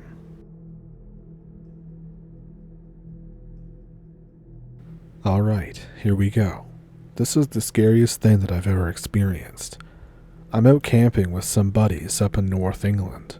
I know it sounds stereotypical, but bear with me. There's about 4 of us. Mark, me, Lucas, and James. These are all my friends. We haven't really been camping before, in all honesty. It took us 3 hours to set up 3 tents because we have absolutely no clue what to do. Our car is about a 20-minute walk down a dirt path. Not really far, but the trees make it hard to see. This is important later. James forgot to bring firewood, so we sent him out with an axe to get some. He's pretty strong. He goes to the gym pretty often. Mark goes with him. So they head off into the woods toward a clearing. It was a clearing that we had spotted while walking about a while ago, searching for a good spot to set up. We didn't choose that spot as we had no trees to prevent rain from drenching the tents and fire. And in case you didn't know, it rains like hell in England. So Mark and James are out collecting firewood. It's just me and Lucas chilling, drinking, and all that stuff. About an hour later, Mark and James come back. They don't have the axe. I asked James where he put it, as he was the one holding it when they walked away. He asks Mark the same thing. Mark asks him. Lucas points out that it's leaning against a tree not 3 meters away. It looks weird, like a glitched texture in a video game. It's kind of blurred, if you get what I mean. We brush it off because Mark picks it up and it looks normal, so I don't really bring it up any further. Nothing really happens. We go to bed early due to a lack of fire to sit around. We had all 4 tents up by now. I wake up in the night for really no reason. But then I notice that there's no sounds, there's no bugs or anything like that. It's as if somebody hit the mute button. Honest to God, I clapped and I couldn't hear it. I tried to talk and I couldn't hear that either. I checked. I was worried for my hearing, so I go back to sleep to see if I'm just going to be okay in the morning. But James wakes me up. What were you clapping at? I said, oh, I for some reason couldn't hear anything, so I was trying to see if I lost my hearing. And then he says, I'm not surprised. We were up until around 4 around the campfire, and you kept screaming and laughing at it. I said, we didn't have a campfire last night. He says, yeah, we did. There's remains of a fire outside in the middle of the tents. It's kind of warm, like it was recently put out. I'm actually scared by this point. I can't reason with the situation. There was no, oh, I was tired. We literally didn't have a campfire. So I just sit down, trying to process all of this. Mark, James, and Lucas are all talking. They notice me kind of sitting there. Mark asks me what's up. I say, we did not have a fire last night. He says, what? I said there was no fire. He says, I know. James chimes in here. He says there was a fire. You guys sat by it with me all last night. Lucas also chimes in. No, the F we didn't. All 3 of us do not remember a fire, but James insists that there was. He gets kinda mad and goes back into his tent. Me, Mark, and Lucas just leave him be to chill. We head out to that clearing earlier. Lucas heads back to the car to get a pocket knife. He wants to do some carving and stuff. He likes to sharpen sticks and all that kind of thing. We watch him go down the path. We only see his head after a while because the trees block off his body. He ducks under a low branch, but doesn't come back up. We just continue on to the clearing, assuming that he just kept low to not hit his head or something. But we get there, and Lucas is there. He was 10 minutes away. We were 3 minutes from the clearing. We say, how the hell did you get here so fast? He says, I've been walking with you since you left camp. And we say, no, you didn't. We just watched you leave to go to the car. And he says, I really didn't. I walked with you guys. But now Mark speaks up in kind of a whisper. He says, guys, that's not Lucas. Look. He kind of tilts his head toward the path to the car. Lucas is by the car. We see his head inside it. He's looking for his pocket knife. Whatever is stood with us sees Lucas also. It throws its head back and opens its mouth. It emits this high-pitched sound, like a dog whistle, but for humans. I collapse due to its loudness. My vision begins to go white. The sound won't stop. And then I wake up, back at camp. Mark, Lucas, and James are all there, around a fire. Mark asks if I'm okay. I say, what the hell was that thing? He says, what was what? I said, the thing that knocked us out. He says, man, me and you walked out to the clearing and you passed out. I brought you back. At this point, I now require new pants because I'm officially pissing myself. I'm so scared. I'm at the brink of tears. This is messing with my head, and I'm a bit of a pussy. I go into my tent to sleep, or to try, at least. I just lay there for a while, once again, trying to process this. Hours pass, It felt like minutes to me. Once again, all sound stops. Even Mark, James, and Lucas talking outside. I poke my head out of the tent. I see them moving, as if talking and laughing. I duck my head back in. The same high-pitched sound that the thing in the clearing made is there, but it's not as loud. It doesn't hurt this time. I'm shitting enough bricks to build a 4-bedroom house at this point. I lay down and let everything pass. The sound fades off, as if it was walking by. I begin to regain my hearing, and then I hear sounds like a tent being opened hurriedly. James is practically ripping my tent open. He says, "Man, get up, we're leaving now." I stand up, but I'm super weak. I'm overwhelmed by everything that's happening, trying to rationalize why my body is doing this. Mark and Lucas are combat sprinting to the car. James has my arm around him, and we're shuffling as fast as possible. I say, "James, what the hell's going on?" He says, "Shut up, just be quiet, it'll hear us." I'm on the verge of tears. Like I said, I'm usually a pussy. We get to the car after around 17 minutes of shuffling. Mark and Lucas are already in it. The car is running. They motion for us to get in. I'm in the back seat with James at my side. Mark is driving, Lucas in the passenger seat. Mark floors it along this dirt roadish kind of thing that leads to a highway, about 10 minutes from the campgrounds. I look out the back window out of paranoia to reassure myself that we're not being followed. And what do I see but this amalgamation of the 4 of us? It's a face made up of our faces. And I promise you, I'm not on any drugs. I've been clean for life. But this thing's face is our 4 faces, almost melted together. My vision goes white again, like I just got flashbanged. Whatever this thing is, it didn't want to be seen in this state. There's a high-pitched sound again, causing absolute agony. I get a massive headache from it. Mark is flooring it away from the site, and we get to the highway. Every now and then, my vision will blur. I'm thinking that it's following us. The high-pitched sound hasn't stopped. It's just not loud enough to hurt anymore. I hear it the whole ride home. Mark doesn't slow down. It's an empty highway, so he just speeds.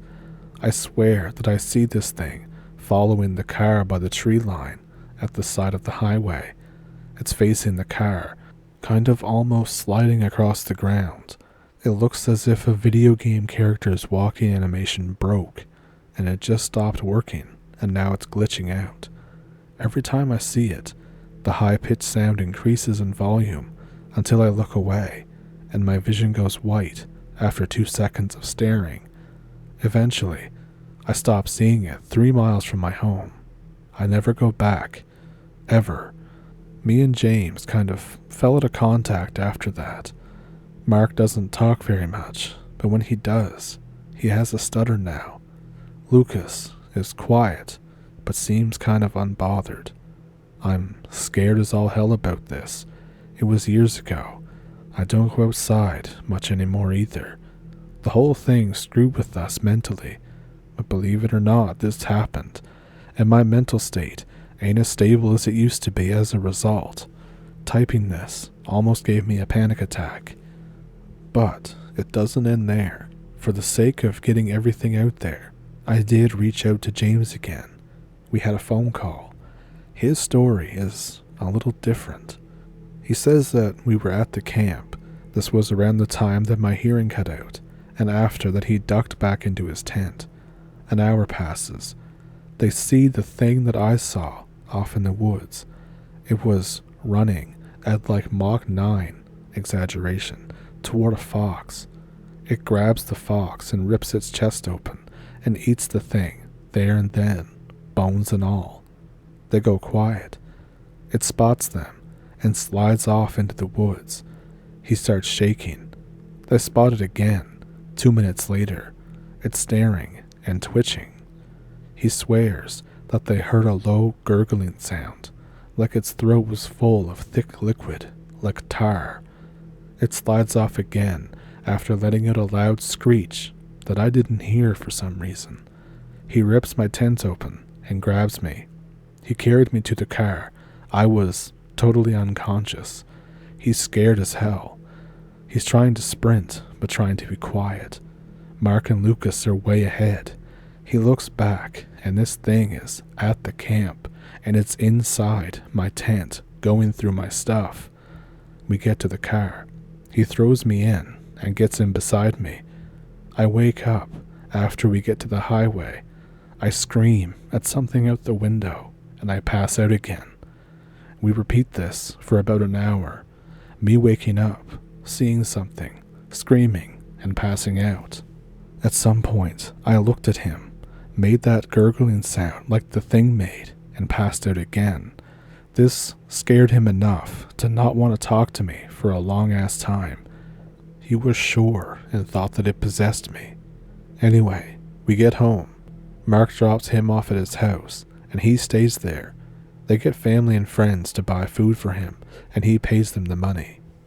He refused to leave his house for a long while, and then was in therapy for a longer while. Then after an even longer time, we have this conversation, and now here we are. Sometime, I want to try and talk to Mark and Lucas to get their side to the story. But as you can tell, it was very traumatizing for all of us.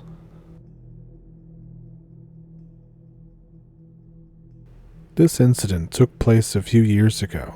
Initially, I wanted to post my encounter somewhere online, but the more I thought about this encounter, the more it consumed me and my thoughts. Sometime after the fact, I decided that the best thing to do was to just try and forget. This didn't work, so instead, I'll do my best to lay out what I saw. I live in North Carolina. It's not a small city by any means, but it's a highway town at its core. I've lived here for 10 plus years. On the night in question, I was with my ex. We'll refer to her as Z. This was right around the time when the plague restrictions had yet to be fully lifted, so Z invited me to go for a walk. She was finishing up her online courses for the semester, one being physical activity, so we'd often walk around her neighborhood to reach the daily amount of steps. Anyways, we head out on this walk. It's about 7 to 8 p.m., so on our way out, the sun is already setting. We stick to the street, as it isn't a sidewalk, and we're just walking through the neighborhood. I've been down this area hundreds of times. I drove there nearly every day to be with Z during the plague. It's just your average, single-story, cookie-cutter, every house looks identical in the neighborhood. On our way back to the house, it's dusk, a weird time of day, especially this evening. It was almost a gray-looking atmosphere, but still illuminated enough to see the streets. Z is on a phone call for the entirety of the way back, so I'm just taking in my surroundings and waiting for the walk to be finished. That's when I see it. Whatever this thing was, that is. About 3 houses down, mid-jump, arms and legs fully outstretched and leaping across the street. It lands on the other side in an instant, with barely enough time to register that anything had happened at all. At the time, it felt like a hallucination, something fictional that my brain had just conjured up out of boredom or lack of visual content. It happened so quickly, but this flash frame is burned into my memory now and is something that I'll probably never forget. It was huge and 100% silent. I only caught sight of it flying across the street and landing underneath of a car. It was fully outstretched and took up almost the entirety of the street. Even with its hands on the ground, its rear legs were still stretched from the jump and extended far beyond the halfway point of this 2-lane road. I can only guess the size of this thing, from 10 to 20 feet in length. It looked extremely thin, beyond anorexic, but startlingly human from the waist up, 100% dark gray. Its arms seemed to be car length, with large claws, and its legs were bowed in a way that reminded me of a dog. The only feature that I couldn't make out was its face. It seemed completely black, but scarily human. Again, at the time I had no idea if what I saw was some sort of weird animal or just a hallucination. Even so, I kept my eyes glued to where I had seen this thing land. As I got closer and closer to the car, I almost wanted to freak out. Z was still on the phone though, so I decided to keep quiet and inspect the car for myself as we walked by. I turned my head as we slowly passed by the vehicle. At this point, I'm convincing myself that what I had seen couldn't and shouldn't be possible, but I just couldn't bring myself to peer and look underneath of the car. As we walked away, I turned back a few times, really trying to process if I lost my mind for a moment or not. By the time we get home, I feel almost embarrassed that I just have a stare down with a car for absolutely no reason. By the time we walk inside Z's house, she's off the phone. We were kind of bummed that our walk was void of conversation, so we just catch up and converse for the next half hour. This hallucination had almost completely left my mind at this point. We just ended up going about our usual business. Honestly, I was just happy to be spending time with my partner. I was ready to accept that what had happened earlier was nothing more than my imagination. So, what did you think of that compilation video? Were there any encounters in particular that stuck out to you? Let me know which ones down in the comments. And if you made it this far in the video, then props to you. Leave a little leaf emoji or a ghost one, and that'll be our little secret to know that you made it this far. And if you did enjoy the video, then I hope you'll like and subscribe. Down in the description, I have an email if you would like to send your story there. I also have a PayPal and a Patreon if you would like to donate to the channel that way. And super thanks here on YouTube. And with all of that, I will see you in the next one. Thank you so much for watching, and thank you for pulling up a stump. I'll see you Friday.